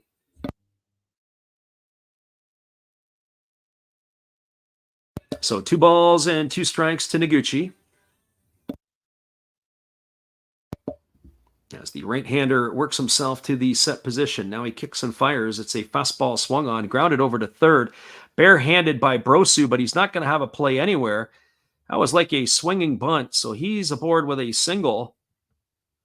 So a 2-out single by Noguchi. We'll get a look at that one again on the replay. As that ball was sort of had a lot of English on it, started moving towards the foul line. So he is aboard at first. That brings up the top of the order in Kai Nakagawa, our friend the journeyman, in the house tonight.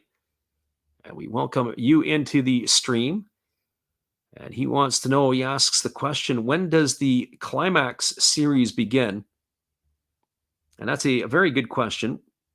So after the ball games here tonight, as the Nishino throws over to first base and diving back in time is the runner Noguchi, there'll be some time off in the NPB, depending upon, they've got the Tuesday as a rain date for the Golden Eagles and the Marines, should they need that for Tuesday. But everybody's going to get Wednesday, Thursday, and Friday off for sure. As a breaking ball is taken for a called strike, and the count is 0-1 to Noguchi. But the first game is Saturday. Right now, it is going to be the Carp at Yokohama. That game will go off at 1 o'clock local time on Saturday and Sunday. And my thoughts would be is that the Pacific League games will be the night games. They will go off later. As the pitch is on the way, there's a fastball swung on, and this ball is lifted into deep right field, moving back onto the warning track and making the catch is the right fielder Ogino, and that is going to do it as Nakagawa took it for a ride, just not far enough, but he's gone for out number 3. So for the Buffaloes in their half of the inning, there was no runs. There were 2 hits.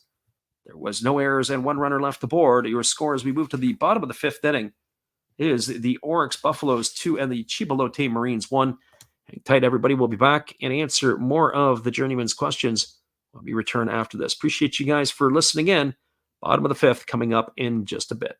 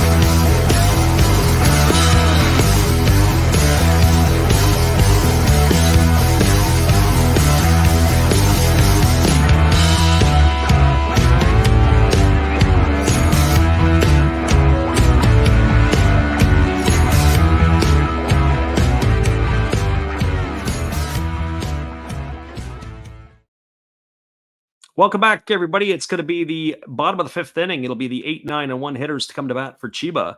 Tatsuhiro Tamura, Shogo Nakamura in the top of the order, and Takashi Ogino to face the lefty Tsuchiya Yamazaki. And the first pitch is a fastball swung on, grounded over to third. A nice play by Mune. He throws to first, and Tamura is going to be retired on a ground out 5-3 for the first out of the inning. So 1 up and 1 away, and that'll bring up the second baseman, Shogo Nakamura. Well, for Nakamura, he has officially got no at-bat in this one. He walked his first time up, batting .219 on the season with 11 homers and 48 runs driven in. And he takes a first pitch breaking ball over for a called strike, and the count is 0-1. So no balls and 1 strike. Lefty Yamazaki steps off the rubber and reaches for the rosin bag. He's ready to go back to work again. Here's the 0-1 pitch. Breaking ball swung on, lifted into straightaway center field. And this ball is going to get down for a base hit in front of the center fielder, Nakagawa. It's a 1-out single for Nakamura. So he's been on board twice tonight. That'll bring up the right fielder Takashi Ogino. Well, for Ogino, he is in the books as 0 for 1. He's flown to center field. He's walked and scored the only run for the Marines in this one. So Nakamura gets himself a bleeder base hit, and he'll take him any way he can get him with the season he's had. As the first pitch is on the way, it's a fastball taken for a called strike, and the count is quickly 0-1 to Ogino. I'd have to think there's going to be some changes coming to the Marine lineup. Maybe not so much to Polanco, but I would think that there's going to be other stuff that's going to come. There's a breaking ball that misses down, and the count now goes even to 1-1. So 1 ball and 1 strike.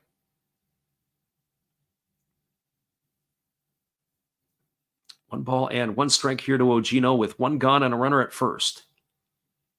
As the lefty holds to the set position, Yamazaki delivers. It is a fastball swung on, grounded over to short. They go to second for 1. Back to first is not going to happen because the speedy Ogino can get down the line. That's going to be a fielder's choice. It's going to erase Nakamura 6-4 at second base. He's gone for the second out of the inning. And that is going to bring up the shortstop, Yudai Fujioka. Well, for Fujioka, he is 0 for 2 in this one, but he's been absolutely stellar on the defensive side of things. Batting at .286 entering the fray today, but 0 for 2 tonight in this one. We'll keep an eye on Nakamura or on Ogino to see if they put him in motion. There's a fastball that misses down, and the count is 1-0.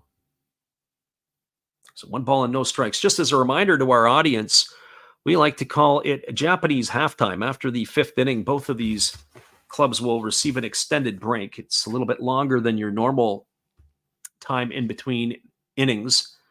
So we will take a little bit. We'll put our music on loop as there's a fastball swung on and grounded foul over on the first base side. The count is 1-1 to Fujioka. They usually come out and clean the infield. The umpires go get a drinks break, and the next thing you know is they'll be back at it again, but they will take a few moments to be able to have their break. So 1 ball and 1 strike here to Fujioka as the lefty kicks and delivers. It's a slow breaking ball swung on, grounded right to the fielder, Gonzalez at first. He hardly had to move off the base as he was holding the runner. He's going to step on the bag, retires Fujioka on a ground out to the first baseman for out number 3, and that will do it here. No runs in the inning. There was a hit. There was no errors, and there was 1 runner left aboard. We're now moving to the top of the 6th inning, and as we said, it'll be our drinks break as well as we're going to go refresh our iced tea. Your score is the Orix Buffaloes 2 and the Marines 1. Hang tight, everybody. We'll be back in just a little bit. We appreciate you guys listening, whether you listen live or on delay. You're listening to the Last Raps Baseball YouTube channel. We'll be back in just a few.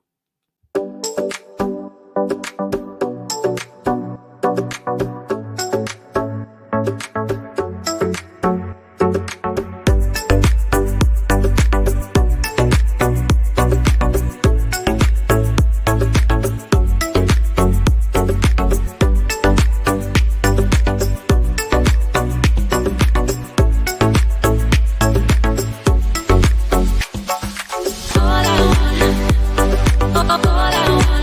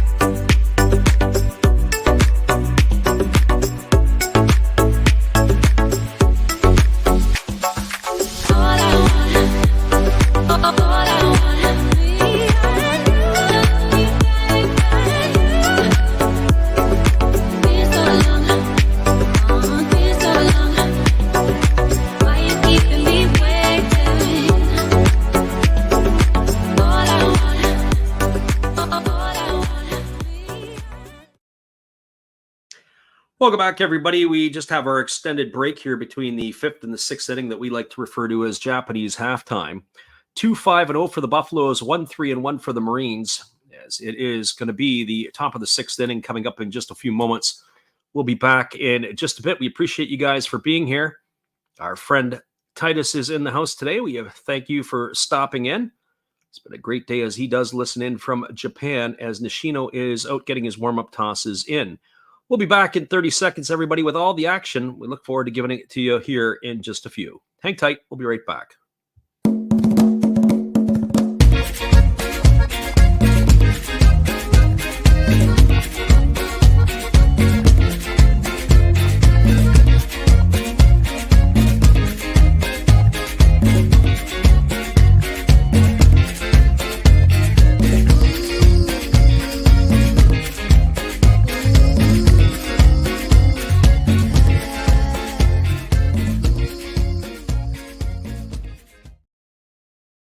Welcome back, everybody. Our friend Brother Nick in the house tonight says he has a question. If the Marines lose this game and the Golden Eagles win, can the Eagles make the playoffs? Nope, they're going to have that one-game showdown against each other, and that will more than likely decide who is in and who is out. First pitch breaking ball is taken for a called strike by Rio Dachi as he's going to get this one rolling here in the 6th.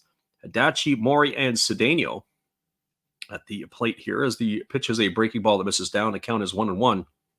Marines win, and they're in the playoffs no matter what here in this one tonight. And then, of course, it's the Eagles are going to have to be in a must-win situation as if they lose that game, then they would be done as that pitch is a breaking ball that misses and the count is 2-1 to Adachi.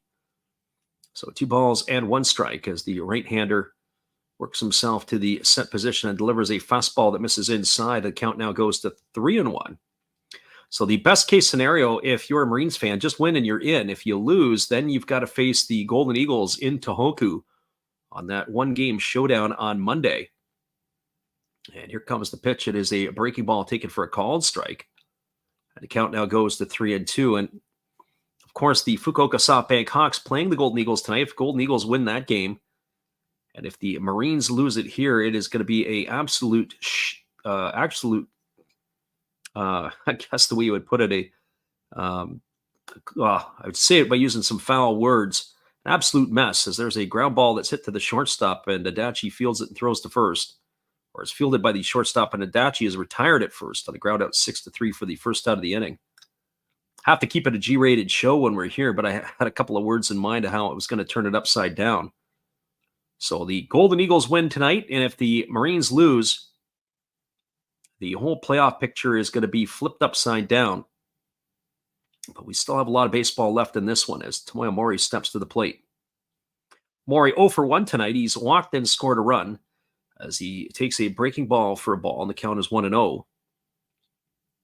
So 1 ball and no strikes to Mori. Mori walked and scored a run in the first inning as he came around on that error by the center fielder, Oka.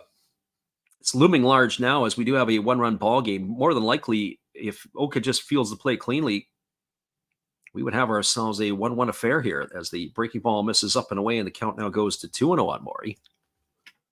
So 2 balls and no strikes. So lots of scenarios to potentially take place. That's the 2-0 on the way. It's a breaking ball that misses outside. It's now 3-0. And as we said, entering the affair tonight, as we said, the Buffaloes have long since clinched first place in the Pacific League. Fukuoka was 14 games behind the Buffaloes. A half game behind the Hawks were the Marines, as there was a fastball taken for a called strike. And the Eagles were 1 solid game back behind the Marines. So in the event that the Marines lose this one and the Eagles win, they would all be locked up, as there's a breaking ball that misses, and it's going to be ball 4. Boy, you want to talk about the home pitcher getting squeezed there. Nishino missed on about 3 pitches that were all really, really tight. Tomoya Mori must be in the ear of the home plate umpire as he protected him in that at-bat for sure. Mori's aboard with his 2nd walk of the evening. That's going to bring up the designated hitter, Leandro Cedeno. And certainly if the Hawks lose, if the Marines lose here and the Hawks lose and the Eagles win, then the Eagles would be tied with the Marines with that half game back behind the Hawks. And the reason why there's a half game is they do play ties in the NPB, and the Marines have had 5 ties this year, whereas the Hawks have had 2 ties, and the Eagles have tied only once. Here's the pitch. It's a fastball that comes inside for a called strike, and the count is 0-1 to Leandro Cedeno. So unlike the pitches that were borderline calls to Maury, that pitch there, the umpire wasted no time going up with the right hand on Cedeno. Very interesting. That pitch looked like it wasn't any better than some of the ones that Maury got for balls. 0-1 on the way. There's a split-figure pitch swung on and missed, and the count now goes to 0-2 on Cedeno. Cedeno 1 for 2 tonight. He singled in the first, and he struck out in the fourth, as he bats here with the runner at first and 1 gone. So the Marines, the destiny is really in their hand. Win and you're in. All they got to do is win one of these games. Here's the pitch. It's a fastball swung on and missed. Cedeno is down on strikes 3. Strikes quickly. Retires the big fella. He's out for out number 2. And that is going to bring up the left fielder, Yataro Sugimoto. Well, for Sugimoto, he has had the difference maker in this one. He hit the home run in the 4th inning to left field, his 13th, check that, his 15th of the year, as that has given the Buffaloes the 2-1 margin here in this one. As the right-hander Nishino delivers a breaking ball, misses down and away for a ball, and the count is 1-0. So 1 ball and no strikes.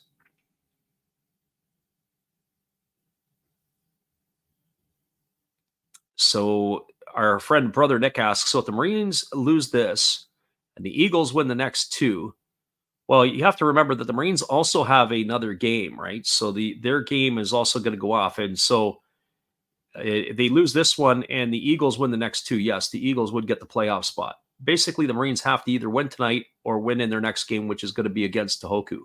Here's the 2-0. Breaking ball drops in for a called strike, and the count now goes to 2-1.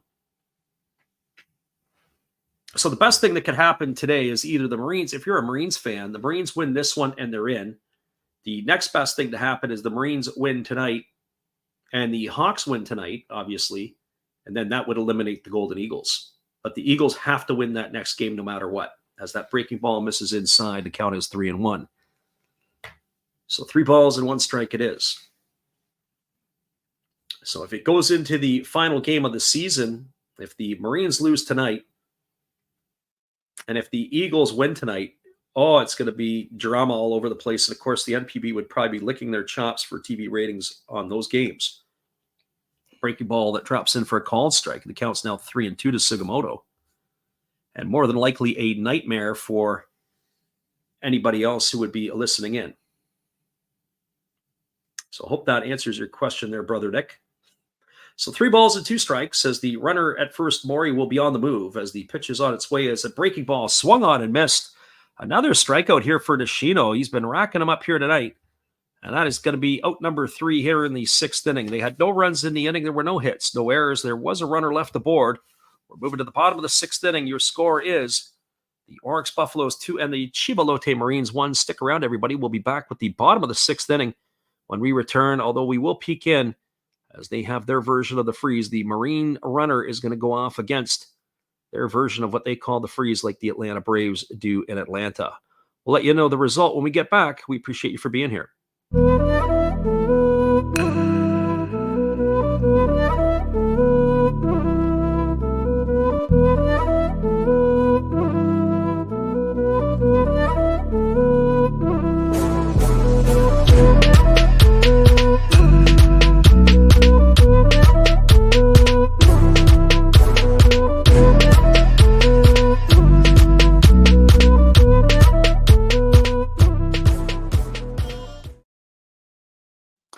Well, we watched the race here tonight as the Marine fan, for whatever reason, they put them even Steven with their version of the freeze. And it was a pretty close race right to the end. And the freeze ends up winning it as he knocks off the fan in this one here. He gets the handshakes all around. And that is going to be it. We'll be right back in just a couple minutes with all the action, as it is 2-1 here for the Buffaloes over the Marines. Hang tight. We'll be right back after this.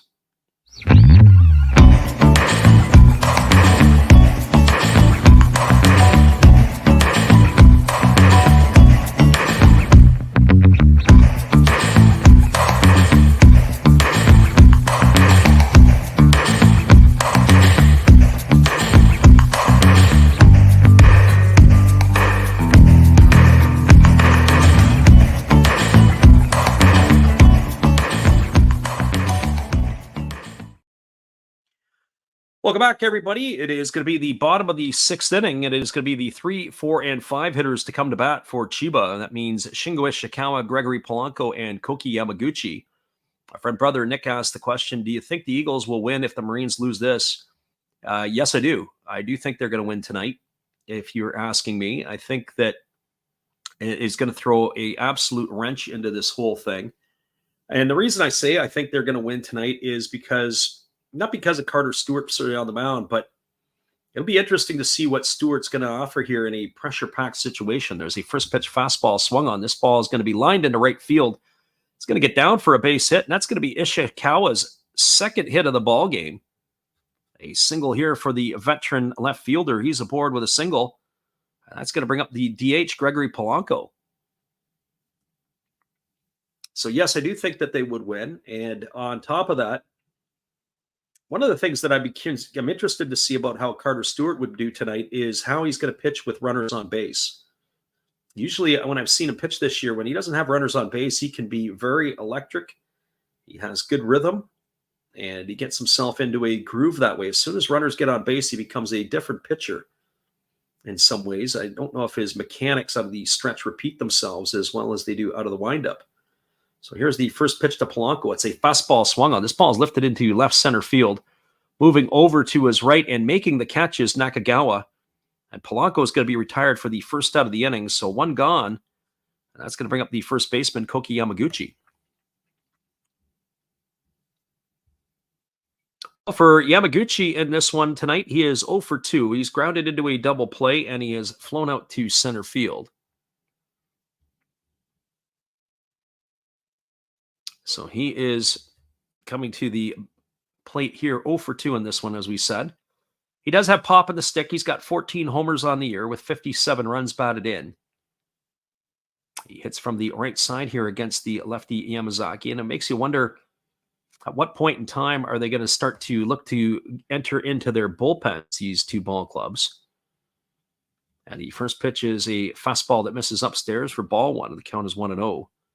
73 pitches so far here for the lefty Yamazaki tonight. As the right-handed hitting Yamaguchi waits on the offering here. The pitch is a breaking ball that misses. I'm not really sure where it's missed. I have to say the home plate umpire tonight has been what I would call somewhat erratic. That pitch there looked like the height, the up-down was pretty good. Now, I will say this, that maybe Tomoya Mori didn't do a good enough job of getting underneath the baseball. That runs the count now to 2-0. And so 2 balls and no strikes here to Yamaguchi. But it's not just been for the lefty Yamazaki. It's also been the home pitcher, Nishino, who's been getting worked over a little bit as well. And here comes the 2-0 pitch. As the lefty kicks and delivers, there's a breaking ball that drops in for a called strike. And the count's now 2-1 to Yamaguchi. So I have to say, if you're going to miss calls, you might as well miss them both ways. Because that's where it seems to have been tonight. Both of the pitchers not getting the benefit of the doubt on some of the close calls. Here comes the 2-1 pitch. There's a breaking ball that misses down and in. It's now 3-1 to Yamaguchi. As I said, you got to start thinking the Buffaloes have got to be looking into their bullpen at some point here. So 3 balls and 1 strike. As the lefty gets his sign from Mori and he works himself to the set. He checks the runner at first. Now he kicks and delivers. There's a fastball swung on. It is popped up down the right field line. Coming in and making the catch is the right fielder Noguchi. The second baseman, Ryo Adachi, was racing out for it. He got called off on that one, so to avoid the collision. But Yamaguchi is gone for the second out of the inning. And that is going to leave it up to the center fielder, Hiromi Oka. Well, for Oka, he's 1 for 2 in this one. He's got a single and 2 trips. He's also grounded out to the third baseman. He's pulled his average up to 281 on the year with those 7 homers and 32 runs batted in.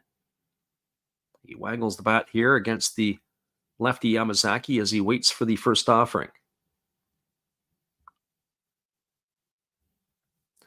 And the pitch is on the way. It's a slow breaking ball, and it is down in the dirt. The count is 1-0. Our friend Cutter asks how you're watching the game. Well, again, Cutter, earlier in the stream, we kind of gave some information out, and we said it really depends on where you're at. As I said, it really depends if you're in the States, every area will have different broadcasting options. Here comes the 1-0, as it is a fastball that is swung on and missed. The count goes even to 1-1. Brother Nick says, I hope the Mariners lose this so we could bet the Eagles. Yeah, I'd have to say I do think that's probably how the NPB would want to script it out. Make it a one-day showdown. And I could only imagine what would happen if one of the games ends in a tie. There's a fastball taken for a called strike, and the count now goes to 1-2. So can you imagine the Marines and the Golden Eagles playing each other, and it would end in a tie? Especially if their records were the same. So that I don't actually have an answer for you. So if they had the exact same record and they played to a 12-inning tie, I don't know how they would do the tiebreaker. There's a really slow breaking ball swung on. This ball is lifted into right center field. Moving over as the center fielder Nakagawa is there, and he makes the catch. And Oka's going to be retired for the third out. No runs in the inning. There was the leadoff single by Ishikawa. So they had one hit, no errors, and one left aboard. We're now moving to the top of the seventh inning. Your score is the Orix Buffaloes 2 and the Chiba Lotte Marines 1. Hang tight, everybody. We'll be right back after this. We appreciate you guys for being here. As a reminder, we will be back on for that other game at 2 a.m. Pacific or 5 a.m. Eastern for that one as well. We'll be right back after this.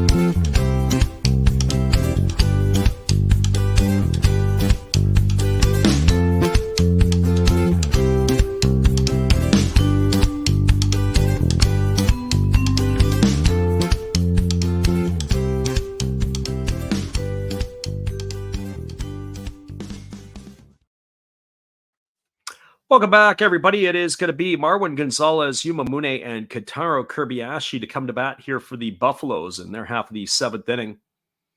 As it is going to be Nishino who is coming back out for his seventh inning of work. Both of the pitchers tonight, for the most part, have been fairly economical in their pitches tonight as the right-hander enters this inning with 83 pitches. So by Japanese standards, he's just getting it going. The first pitch to Marwin Gonzalez is a breaking ball that misses down for a ball, and the count is 1-0. Gonzalez, Mune, and Kirby-Ashi to get things going against Nishino here. And the pitch is a breaking ball swung on. This ball is lined down the right field line. If it stays fair, it would have been trouble, but it's just going to hook foul. That's going to run the count to 1-1. So 1 ball and 1 strike. Another thing we'll keep posted on with everybody, we are going to do an NPB podcast after the season is done once a week. We'll give you recaps. We'll give you the news and notes, a little bit of hot stove topics. We will run it 1 day a week. Some of it will be live and some of it will be pre-recorded. As the fastball is swung on and lifted foul down the left field line, and the count is 1-2 to Marwin Gonzalez. We'll keep you up to date with all the transactions, all the movements, as well as the postings and the big news that will come out of the NPB. We expect the number of players to be posted this year, or some players to look to come to North America. Certainly Yoshinobu Yamamoto and Yuki Matsui being 2. There's a fastball that misses down, and the count is 2-2. I understand that Kona Takahashi, the pitcher for the Saitama Cebu Lions, has been wanting to be posted, but the Lions have not agreed to that.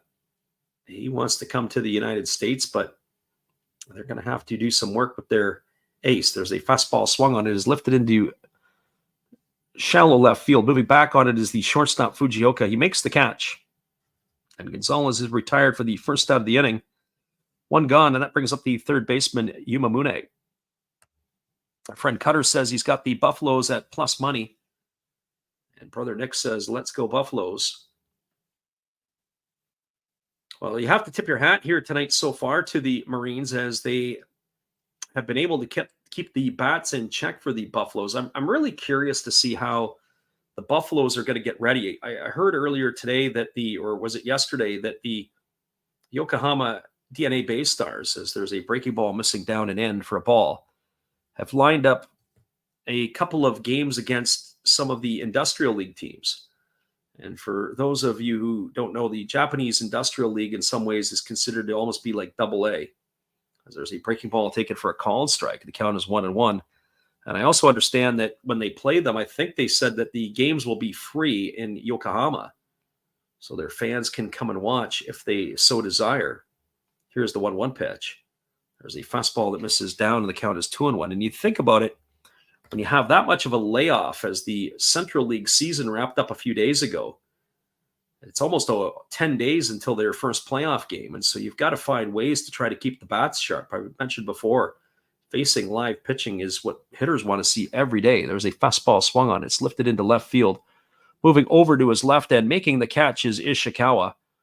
And that is going to retire Mune for the second out of the inning. So 2 gone for the Buffaloes in their half of the 7th, and that's going to bring up the shortstop, Kotaro Kobayashi.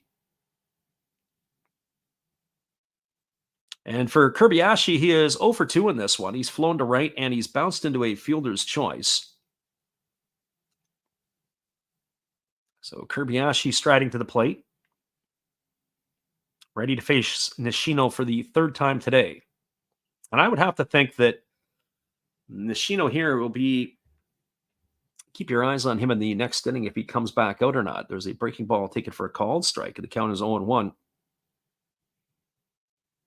As you would have to think that they're going to be looming to get into their bullpen, although as the fastball is swung on and fouled away, and the count is 0-2, you'd have to think that the ball game in 2 days, they probably are going to want to save some of their arms, or to give them some fresh arms, although I'd have to say you probably would think that Masuda, Sakamoto, whoever else they would bring from the pen, might not necessarily bad to get him some work tonight. There's a breaking ball swung on and missed, as Kobayashi goes into the books for out number 3, and that is going to do it here for the Buffaloes in their half of the 7th inning. No runs, no hits, no errors, nobody left the board. 5 in a row retired by Nishino. But it looks like the Buffaloes may be going to their pen, as it is Yamazaki who is going to be done for the night. Hang tight, everybody. We'll be right back after this. We appreciate you guys for being here. I'll come back and comment on the comments when I return after this. I've wanted to try this for a while. I want to try to make a wave.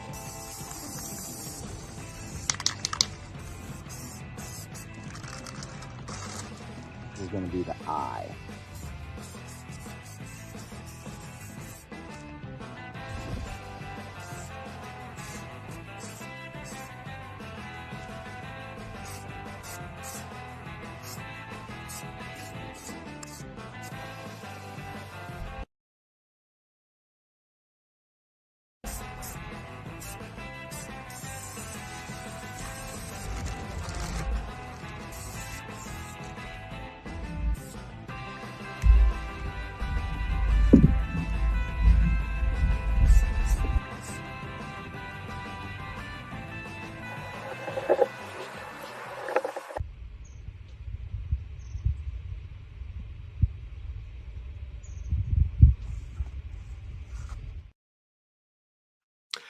Welcome back, everybody. It is going to be the bottom third of the batting order to come to bat for Chiba here in the last half of the 7th inning.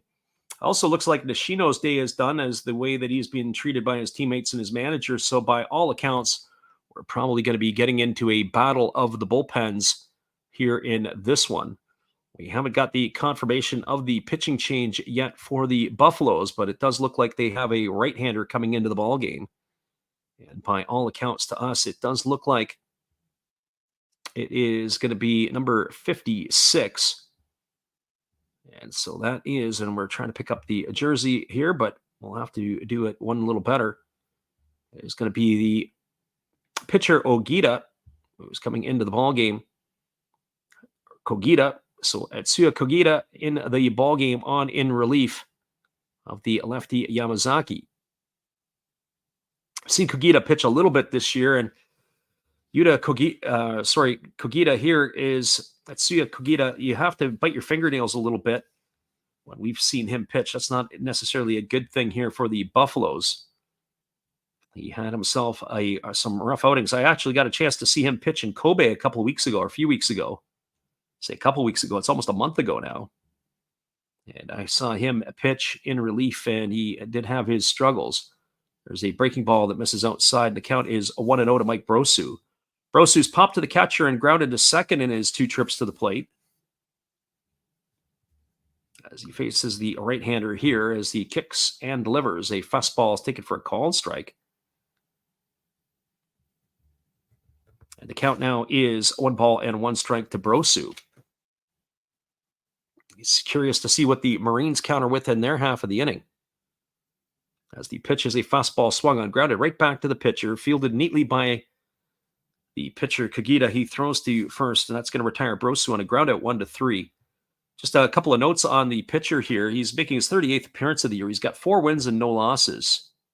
48 1/3 innings, 37 hits, 13 walks, 36 strikeouts, and an ERA of 2.23. Sort of gets you caught up on the pitcher for the Buffaloes.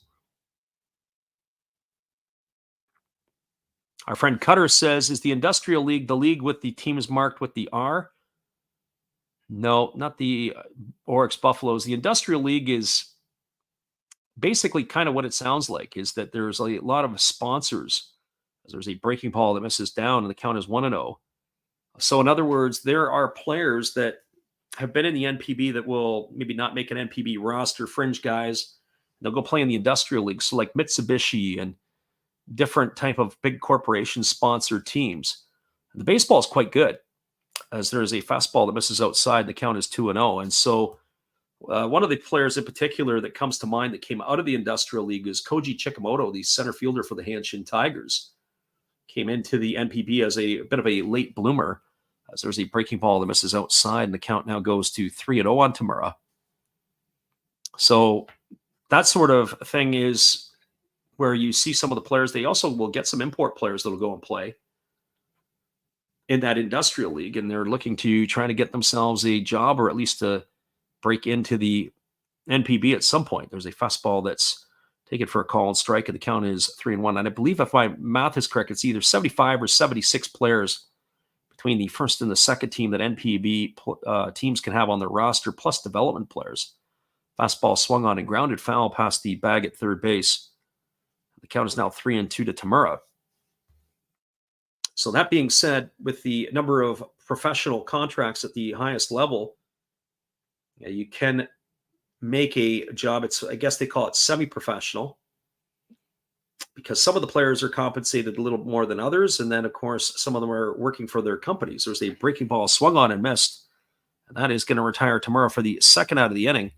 He's gone for out number 2, and that's going to leave it up to the second baseman, Shogo Nakamura. Our friend, Brother Nick, asked the question earlier on. He said about the football games on the weekend. I have to admit, I haven't really been following the NFL tightly. My team is Detroit. Of course, the Lions is who I grew up watching, and of course, living in that area. And finally have something to get excited to talk about. Here's the first pitch. It's a breaking ball taken for a called strike, and the count is 0-1 to Nakamura. But I haven't really got any comments on any of the football stuff outside of that there. So no balls and 1 strike, as the umpire has called time, and he has signaled to the pitcher. It looks like he maybe had too much rosin on his hands and wanted him to wipe it off. That's been a bit of a problem in the NPB. Too much rosin, or it comes out as a puff of smoke. Here's the 0-1 pitch. Breaking ball waved that and missed. The count now goes to 0-2 on Nakamura. So no balls and 2 strikes. 2 gone here in the 7th. The right-hander Kogita looking very sharp in this one. Here comes the 0-2. As the right-hander works into the windup and delivers, it's a breaking ball that misses down and away, and the count goes to 1-2 on Nakamura.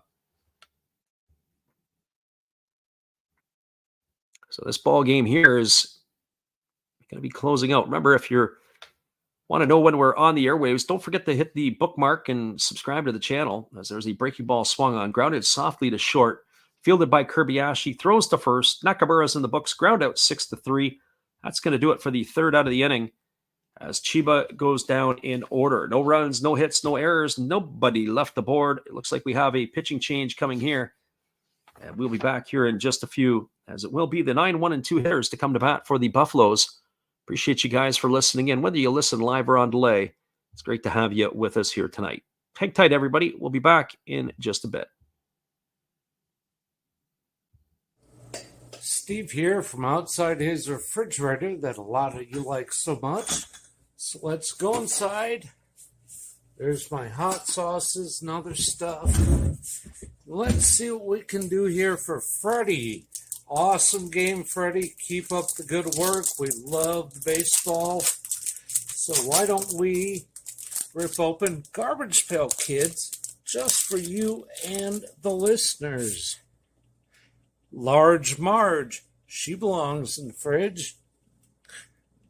Liberty Libby, well, she belongs down here on the beer. Apple Corey, hey, he's pretty cool. Put him on that beer up here. And Target Margaret. All Series 3 Chrome Garbage Pail Kids. Freddie, back to you in the game, and everybody else, please enjoy everything he does and tip him nicely. Welcome back, Steve, and we appreciate you for your support of the channel and everybody as well. It is going to be a pitching change as the Marines are going to their bullpen. It's going to be Luis Perdomo coming on in relief. The right-hander has had himself a stellar season this year for the Marines. The former Milwaukee Brewer and San Diego Padre will be making his 53rd appearance of the year. He's got a win and 3 losses. He has worked 49 2/3 innings. He's allowed 47 hits. He's walked 15, struck out 41, and he's posted an earned run average of 1.99. So Luis Perdomo, the 30-year-old, has come in and had a great first season in the NPB. As we said before, some of these players will look at as an opportunity for a potential bounce back to Major League Baseball. Kind of curious to see where this will fit in for Perdomo. So here comes the first offering to the left-handed hitting Tomoya Noguchi as the right-hander kicks and delivers. He squares to bunt, he drops it down, and it's just going to roll foul down the third base line, and the count is 0-1 to Noguchi. So no balls and 1 strike. As we mentioned before, once this game is complete, it is about 2 hours and 6 minutes away, so get a little nap in on the in-between. Join us for the Hawks and the Golden Eagles at 2 a.m. Pacific or 5 a.m. Eastern, depending on which coast you're at in North America, for all of the action. Oh, we got some gamesmanship going on here. The batter, Noguchi, at the plate had asked for time, had stepped out. Perdomo wasn't happy with it, as the umpire had gone up with the stop sign, and then he proceeded to throw a 90-mile-an-hour fastball right down the chute. Now there's a fastball swung on, and it's grounded past the diving third baseman, Brosu, into left field. So take that, says Noguchi. I haven't seen that in a while. So Perdomo was pretty tired of having to watch the batter step in and out of the batter's box, but Noguchi's aboard with a leadoff single. That's going to bring up the top of the order in Kai Nakagawa. Now, you see some funny things sometimes in the NPB, not just there. I mean, but certainly it's funny because you don't see some of these things that go on in North America as they probably should. Kept calling time, asking for time, and stepping out. Perdomo's not wanting to waste any time, ready to go right at you. Here comes the first offering, but instead they throw to first base, and diving back in time is Noguchi. That's where it makes me wonder why you wouldn't have drilled them. Sometimes you'll see that is that the pitchers will get a free shot. You called for time. I throw a fastball and nail you, and doesn't get the base. Time is out. Got to be ready for anything. Here comes the first pitch to Nakagawa. They kick and deliver. It's a breaking ball, drops in for a called strike, and the count is 0-1. Nakagawa tonight is 1 for 3. He's got a single and 3 trips. He's grounded to third and flown out to right.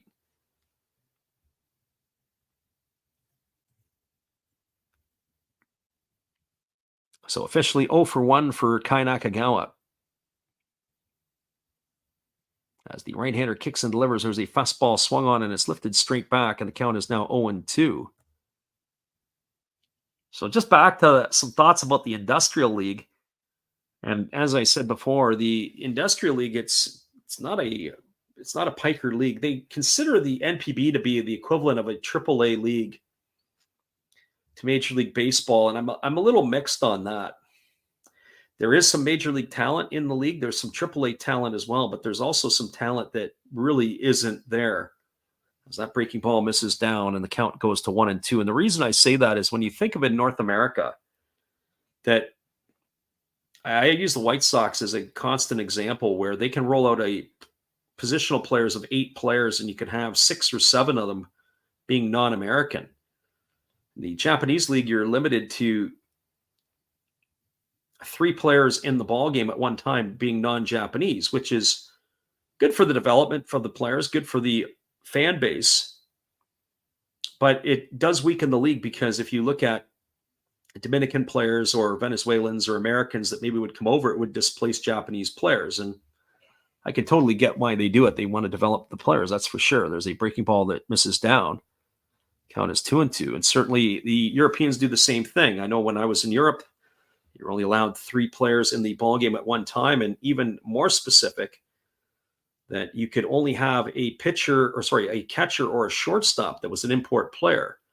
So if you had an import shortstop, you couldn't have an import catcher. If you had an import catcher, you couldn't have an import shortstop. And that was a way to try to promote the European player. Here's the 2-2 pitch. Breaking ball swung on, lifted into right field. Moving over underneath it and making the catch near the foul line is the right fielder, Ogino, and that's going to retire Nakagawa for the first out of the inning. So 1 gone here, and that's going to bring up the second baseman, Ryo Adachi. Our friend brother Nick says he's very confident that Chiba is going to lose this one here tonight. Well, you know what they say, it's never over till it's over, but I think that the fat lady is limbering up her vocal cords to start the songs to sing that it's over. And so we have to keep our eye here. Here comes the first pitch. It's a fastball that misses down for ball 1, and the count is 1-0 to Ryo Adachi. Adachi tonight is 0 for 3. He has struck out and grounded out twice.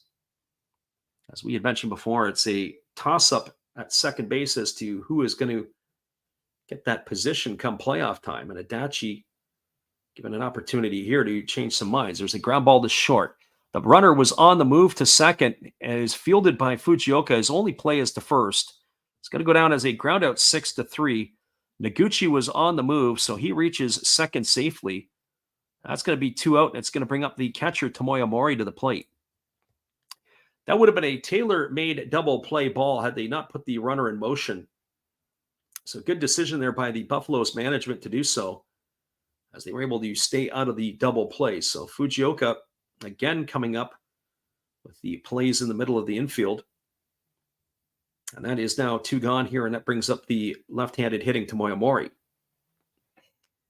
Mori got the party started for the Buffaloes in the first inning when he walked. He came home on the single by Cedeno, but it was the error by the center fielder, Hiromi Oka, that allowed him to cross the path. And there's a first pitch swung on. This ball is hit into left field. It's going to get down for a base hit. Here comes the throw to the plate, and it's going to be up the line. It's not going to be in time, and that's going to score the runner, Noguchi, all the way from second. It's going to increase the Buffaloes' lead to 3-1.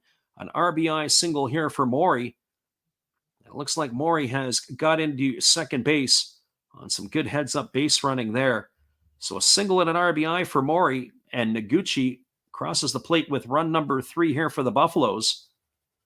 And that is going to make it all the more difficult here for the Marines.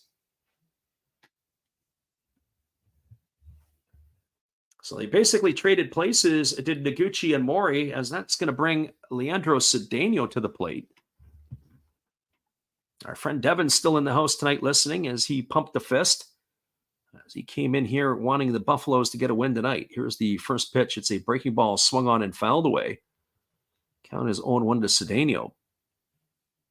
Cedeno 1 for 3 tonight, a single and 2 strikeouts. As he bats here from the right side, facing the right-handed throwing Perdomo. And I have to say, the 2 strikeouts are kind of uncompetitive at bats. There's a fastball swung on it. It's grounded over to short. Fujioka moving to his left, dives, makes the play, gets up and throws to first, and Cedeno is retired. Ground out 6-3 for the third out of the inning. But the Buffaloes get a run in the inning, 1 run on the benefit of 2 hits. There was no errors, and there was a 1 runner left aboard.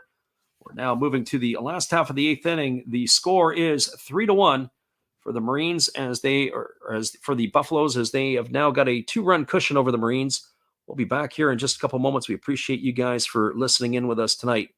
Hang tight. We'll be right back after this. Well, you've got to have an ace in the hole, a little secret that nobody knows. Life is a gamble, a game we all play, but you've got to save something for a rainy day. You've got to learn to play your cards right if you expect to win in life. Don't put it all on the line for just 1 roll. You've got to have an ace in the hole. Yeah.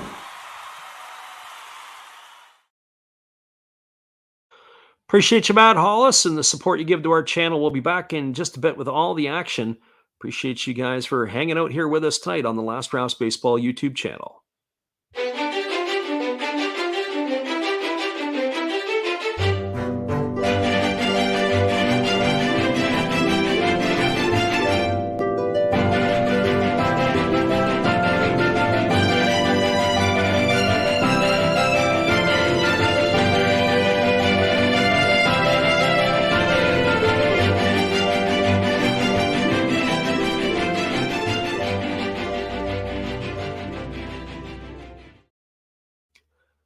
Welcome back, everybody. We're waiting on the confirmation of yet another pitching change for the Orix Buffaloes, but we can tell you that the top of the order, Takashi Ojino, Yudai Fujioka, and Shingo Ishikawa will be slated to come to bat for the Marines.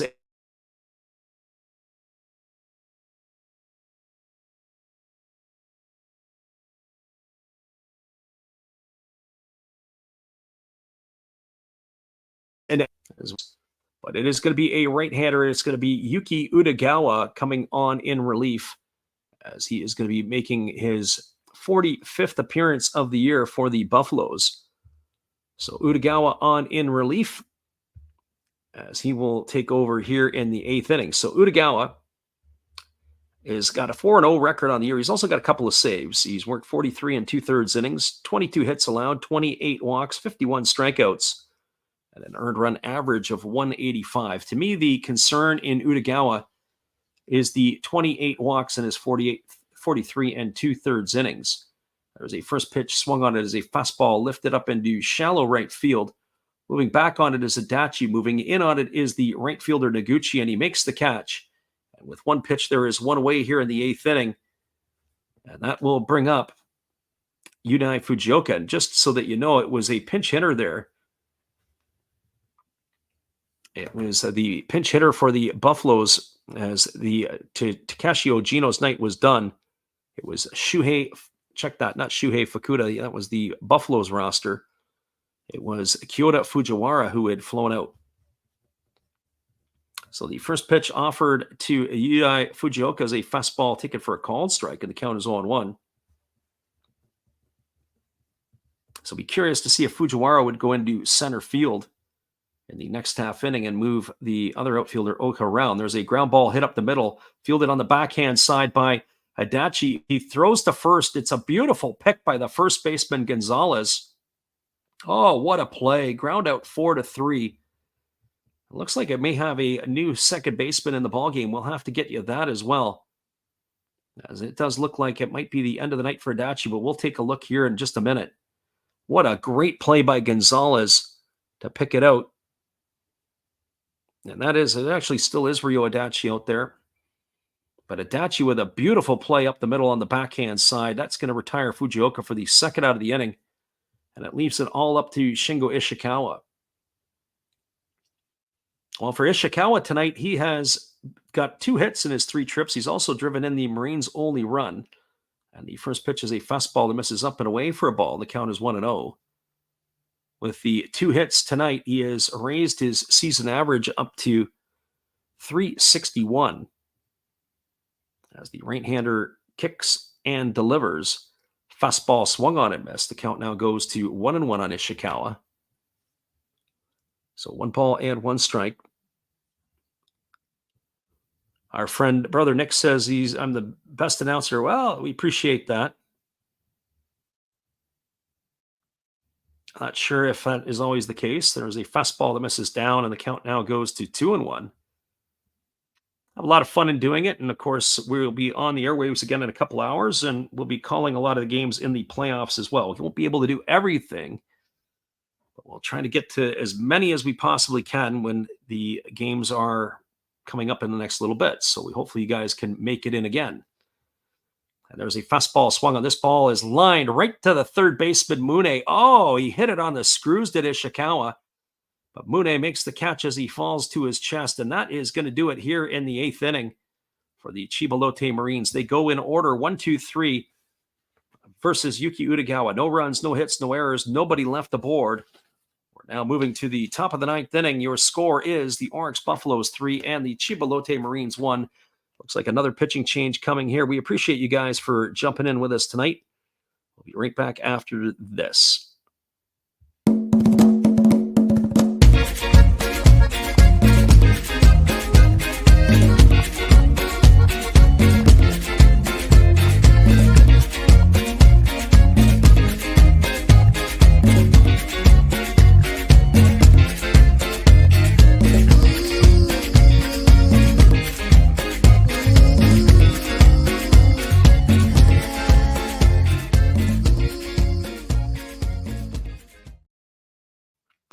We got ourselves a 3-1 ball game, everybody. We'll be right back in just a few. The Mercedes-Benz bullpen car is racing out to deposit another Chiba Lotte Marine pitcher on the mound, and we'll get you all those specs when we return in just a little bit. Hang tight, everybody. We'll be back again.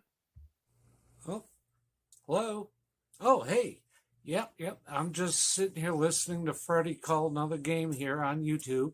Oh, yeah, going really good. He's calling a great game, really exciting, lots of stuff going on. You're lucky it's commercial break right now. I got a second. Oh yeah, of course I'm having a cold one. Oh yeah, got plenty of videos coming up this week. You should stop in, check them out, leave a like, tell other people. But Freddie's coming back. I got to go catch the game. I will check in with you later. You have a good night, buddy. Bye. Welcome back, everybody. It's a non-save situation because the Marines are losing, but yet they're bringing in their closer, Naoya Masuda. He is making his 57th appearance of the year. He's got a 2-5 record. He has 36 saves.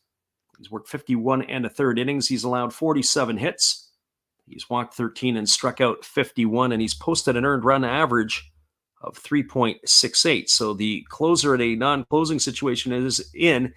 I always have to wonder about that a little bit, as sometimes the case may present itself where it is not the pressure situation that they are used to being in, and things can sometimes go awry. But he is going to have a tough part of the batting order.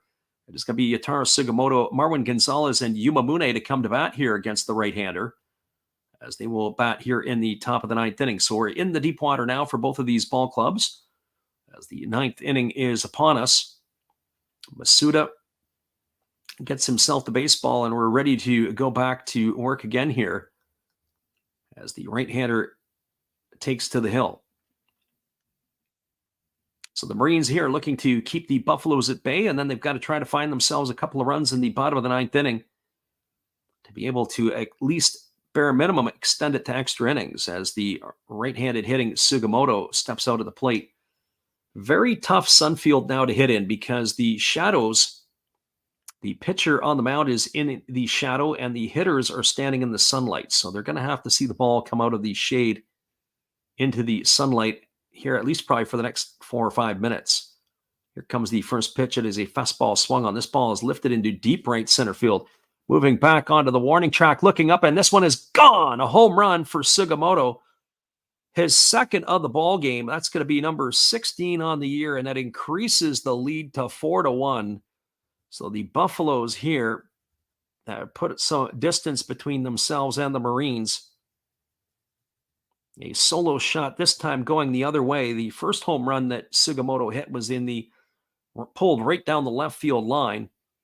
And this one here hung up and stayed in the breeze and was able to go out for the second home run of the night for the big fella. And that's good news if you're a Buffalo fan, because Sugimoto needs to come alive to help them in the playoffs. Well, that brings Marwin Gonzalez to the plate. He's 0 for 3 tonight, and he takes a first pitch breaking ball over for a called strike, and the count is 0-1. Gonzalez struck out looking. He's grounded out, and he is flown out in his 3 trips to the dish. As the right-hander kicks and delivers, it's a fastball swung on. It's chopped slowly over to first, and that is going to be no balls and 2 strikes to Gonzalez. Our friend, brother Nick, asked the question, how can I find that song? You have it called All I Want by Lauren Art. I'm not sure which video that was attached to, but a lot of the songs that we have are stock items sometimes. So the stock items can be found right on YouTube and through their music collections. So not everything, but certainly quite a bit of it. Here comes the 0-2 pitch. Fastball that misses down, and the count goes to 1-2. Our friend's Chiefs Mixes says he's only going to make $23, but he's going to use that on parlays for tomorrow and Sunday football. Here comes the 1-2 pitch as the right-hander kicks and delivers. There's a breaking ball swung on and grounded foul just past the first base coach's box, and the count remains at 1-2 to Marwin Gonzalez.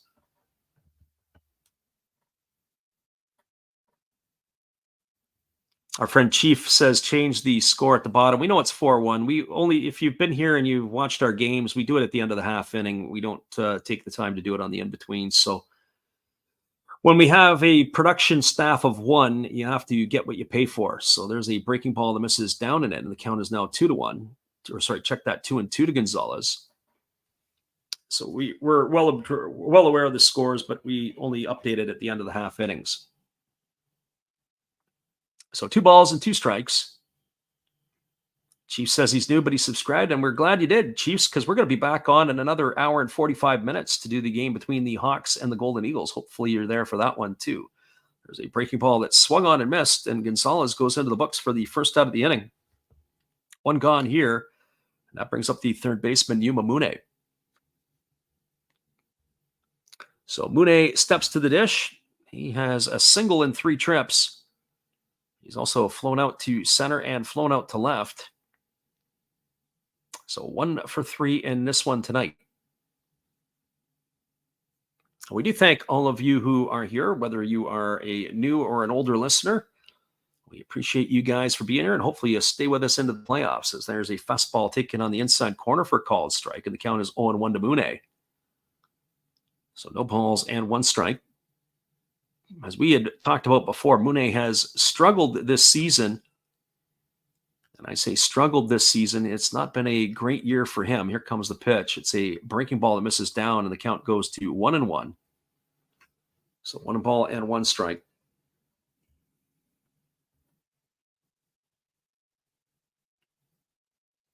Right-hander looks in, gets the sign from his catcher Tamara, and he's ready to go back to work. Here comes the 1-1 offering. As he delivers, it's a breaking ball that misses down, and the count now goes to 2-1. So 2 balls and 1 strike. Our friend Chiefs Mix says, probably, well, I don't do bets before on these games, only live bets. One of the problems, we've talked about it because we get a lot of people that come into the stream and they listen for the action that they're getting and to keep tabs on what's going on in the games. There's a breaking ball taken for a called strike. The count's 2-2. One of the problems is that the NPB doesn't post their lineups until less than an hour before the game. So getting these starting lineups and making your decisions sometimes can be a bit of a hassle and a bit of a problem. If they've got a lineup that is maybe not as strong, depending on who the pitchers are, it makes it a bit of a challenge on who you're going to want to pick and take. So here's the 2-2 pitch. It's a fastball swung on, grounded to the right side of the infield. Fielded neatly by the second baseman Nakamura, who throws to first. Monet goes in the books for the second out on a ground out 4-3. So 2 down here, and that's going to leave it all up to the shortstop Kotaro Kobayashi. When you know the starting pitchers, and they do announce these starting pitchers 24 hours before the game, it is sometimes that becomes a hard thing to do. You get those guys, but you don't get the lineup. There's a breaking ball taken for a called strike. The count is 0-1 to Kobayashi. Kobayashi tonight in this one, 0 for 3. Fly out, bounced into a fielder's choice, and struck out in his 3 trips. As the right-hander ready to deliver, he kicks and fires. There's a breaking ball that misses down, and the count is 1-1. Chiefs Mixes asked, how did Bauer do this year? Bauer was the player of the month in June and in August. And when he was sent down, or when he was demoted to the farm team, everybody in North America knew about it. They picked it up, did the media, and they were ready to mark him off as being dead as that breaking ball misses down. And in the month of June and the month of August, he was the pitcher of the month in the Central League. But nobody would have known about it. And of course, he got hurt toward the end of August, early September. So 2 balls and 2 strikes. Looks like there is a pinch hitter on deck for Noguchi should he come to bat. There's a breaking ball swung on and missed. 2 balls, 2 strikes now to Kobayashi. He was having an absolute electric year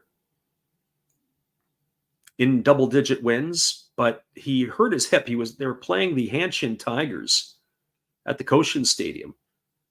There comes the 2-2 offering. It's a fastball swung on and fouled away. The count remains at 2-2. And he had come off the mound to field a swinging bunt on the third base side, fielded it, left his feet, landed funny, it was a issue with his hip flexor. So he's been out of action pretty much for the entire month of September here into October. But he did throw some live stuff, and they said that he may be ready for the first round of the playoffs, but certainly the second round. As there's a fastball that swung on it, is chopped over the head of the pitcher. It's going to get up the middle into center field for a hit. Kobayashi is going to be aboard for the second time here tonight with that single. And it looks like we're going to have a pinch hitter. I first think it could be T. Okada, but we'll wait for the confirmation in just a moment. So that would spell the end of the night for Tomoya Noguchi,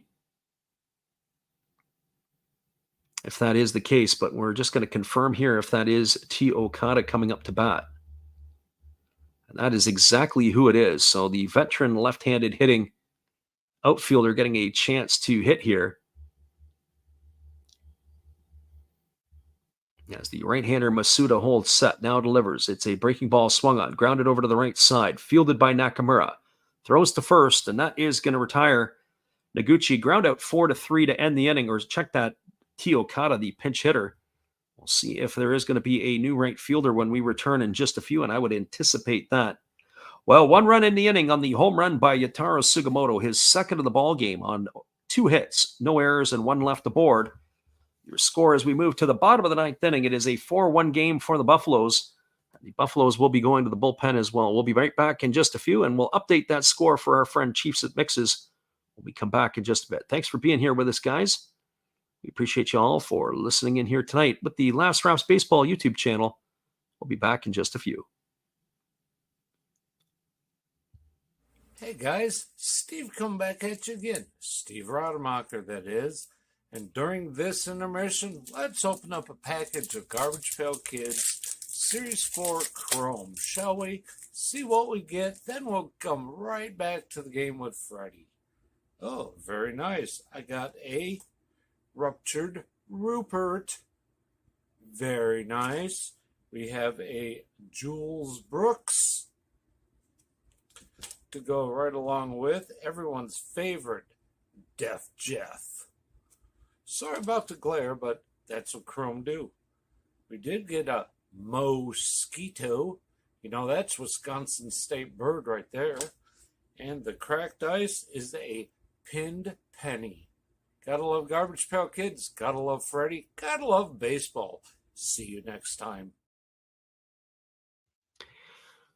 Welcome back, everybody. It looks like it's number 19, Taisuke Yamaoka, coming on in relief. The right-hander has been a bit of a swingman here for the Buffaloes this year. He has had a few starts, and he has come out of the bullpen, but he is going to be coming on in here in relief, as he will be the fourth pitcher used in this one tonight by the Orix Buffaloes. So Yamaoka on in relief. And his numbers on the season, he's making his 30th appearance of the year. He's got a 2-win and 1-loss record. He's got a couple of saves.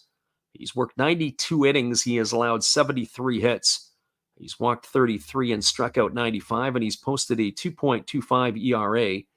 The 7-year veteran is 28 years old, and he would have been the kind of guy that we were talking about earlier in the industrial leagues. He had played for Tokyo Gas at one point and came out in 2016, as he was a draft pick in that particular year. So he is going to be facing Gregory Polanco, Koki Yamaguchi, and Hiromi Oka, scheduled to come to bat here in the 9th inning to face the right-hander. As Yamaoka ready to go, he kicks and delivers. Then the first pitch is a split-finger pitch, swung on and missed. Looked like Polanco wanted to not just hit the home run, but he was hoping to get 3 or 4 extra runs on that swing. He is that no balls and 1 strike. Marines fans are still in good form, but not getting the win here tonight is going to put a lot more pressure on them in that next game. There's a fastball swung on and fouled away. The count is 0-2. Of course, they're going to be watching the game as well with keen interest, because if the Golden Eagles lose that ball game, it still means quite a bit, because it would mean that the Hawks would get an opportunity to get through. But again, that's the one thing that I don't have is the tiebreaker information. There's a fastball swung on. This ball is belted into deep right field, and drifting back and making the catch is the right fielder. I haven't seen if that was Okada or if they have somebody else in there now to replace Noguchi. But regardless, the right fielder has made the catch for out number 1. So 1 in the books, and that is going to bring up Koki Yamaguchi to the plate. Checking in on the outfield play, as we said, trying to catch a number on that one. Sometimes it's a little bit further away. I don't know if Watanabe is out in the outfield spot there, or if it is Fukuda. We're not really sure, as the first pitch is swung on and is fouled away, but we'll try to get that updated for you as soon as we can. No balls and 1 strike to Koki Yamaguchi. Yamaguchi having a tough night at the office. He's grounded into a double play and flown out twice. There is a great app for Japanese baseball if you have a VPN, and you can download and you're into Sports Navi. That is what the people in Japan use quite frequently, as that ball is grounded foul past the bag on the third base side. The count now goes to 0-2 on Yamaguchi. It is Watanabe who is the right fielder, as he has come in, obviously, to replace T. Okada, who pinched it for Noguchi. So no balls and 2 strikes, as the right-hander gets the sign from his catcher, Mori. He works himself to the belt. And now he kicks and delivers, and the pitch is a breaking ball that misses way outside. The count is now 1-2 to Koki Yamaguchi.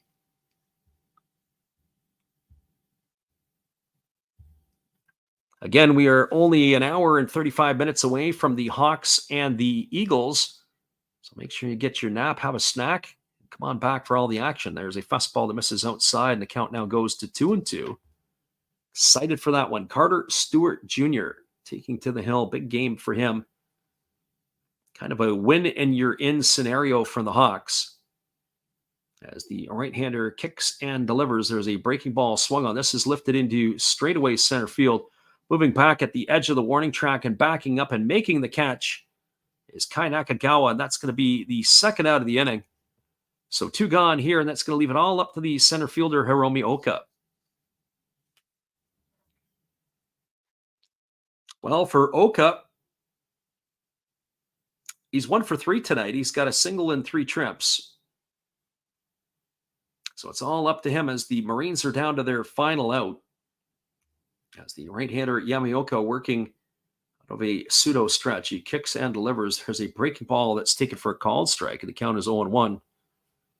So no balls and 1 strike. A nice pitching performance here by Yuji Nishino, gone to waste, because he really did a pretty good job over 7 innings to keep the Buffaloes at bay. There's a breaking ball taken for a called strike, and Oka sure didn't like that call as he does a 180. But a nice pitching performance here by the right-hander Nishino, and gets nothing to show other than a loss. As the right-hander kicks and delivers, here's the pitch. Fastball that just misses off the outside corner, and the count now goes to 1-2 on Oka. And tonight, certainly in the strikeout department, 8 strikeouts for the starter Nishino tonight, which is better than his normal rate. Normally, he is certainly less than 1 per inning. Fastball swung on and fouled away over on the first base side. The count is 1-2. It remains. So down to their final strike now are the Marines, as we are here in the bottom of the 9th inning. 4-1 for Orix. They're looking to seal the deal here. And then, of course, we go on to the next game in about an hour and a half. There's a fastball swung on and missed. It's in the dirt. Good stop by Mori. He fires the first. And that is going to retire Oka on a strikeout, 2-3 on the putout. And that is going to do it here for Chiba in their half of the innings. Well, they had no runs, no hits, no errors, and nobody left the board. Your final score is the Orix Buffaloes 4 and the Chiba Lotte Marines 1. Hang tight, everybody. Come on back. We're going to wrap this one up for you in just a few, as we will give you all of the scoring in this one. We'll put it to rest, and then we'll come on back in 90 minutes with more action in a bit. Hang tight. We'll be right back. Good evening, sports fans. I hope you all have been enjoying the game. This is just another message from another Hollis build. I hope that your team is in the lead, but if not, remember, that's life. That's what all the people say. You're riding high in April, shot down in May. But you know I'm gonna change that tune. When I'm back on top in June. I said that's life, and as funny as it may seem, some people get their kicks stomping on my team, but I don't let it get me down. 'Cause this fine old world, it keeps spinning around. I hope you enjoy the rest of the game, and if it remains the same, remember, that's life. You want your fill? Go check another Hollis build on YouTube. Last Raps Baseball. Let's get back to the game. Let's go! You know that's life. You know it. One love and peace.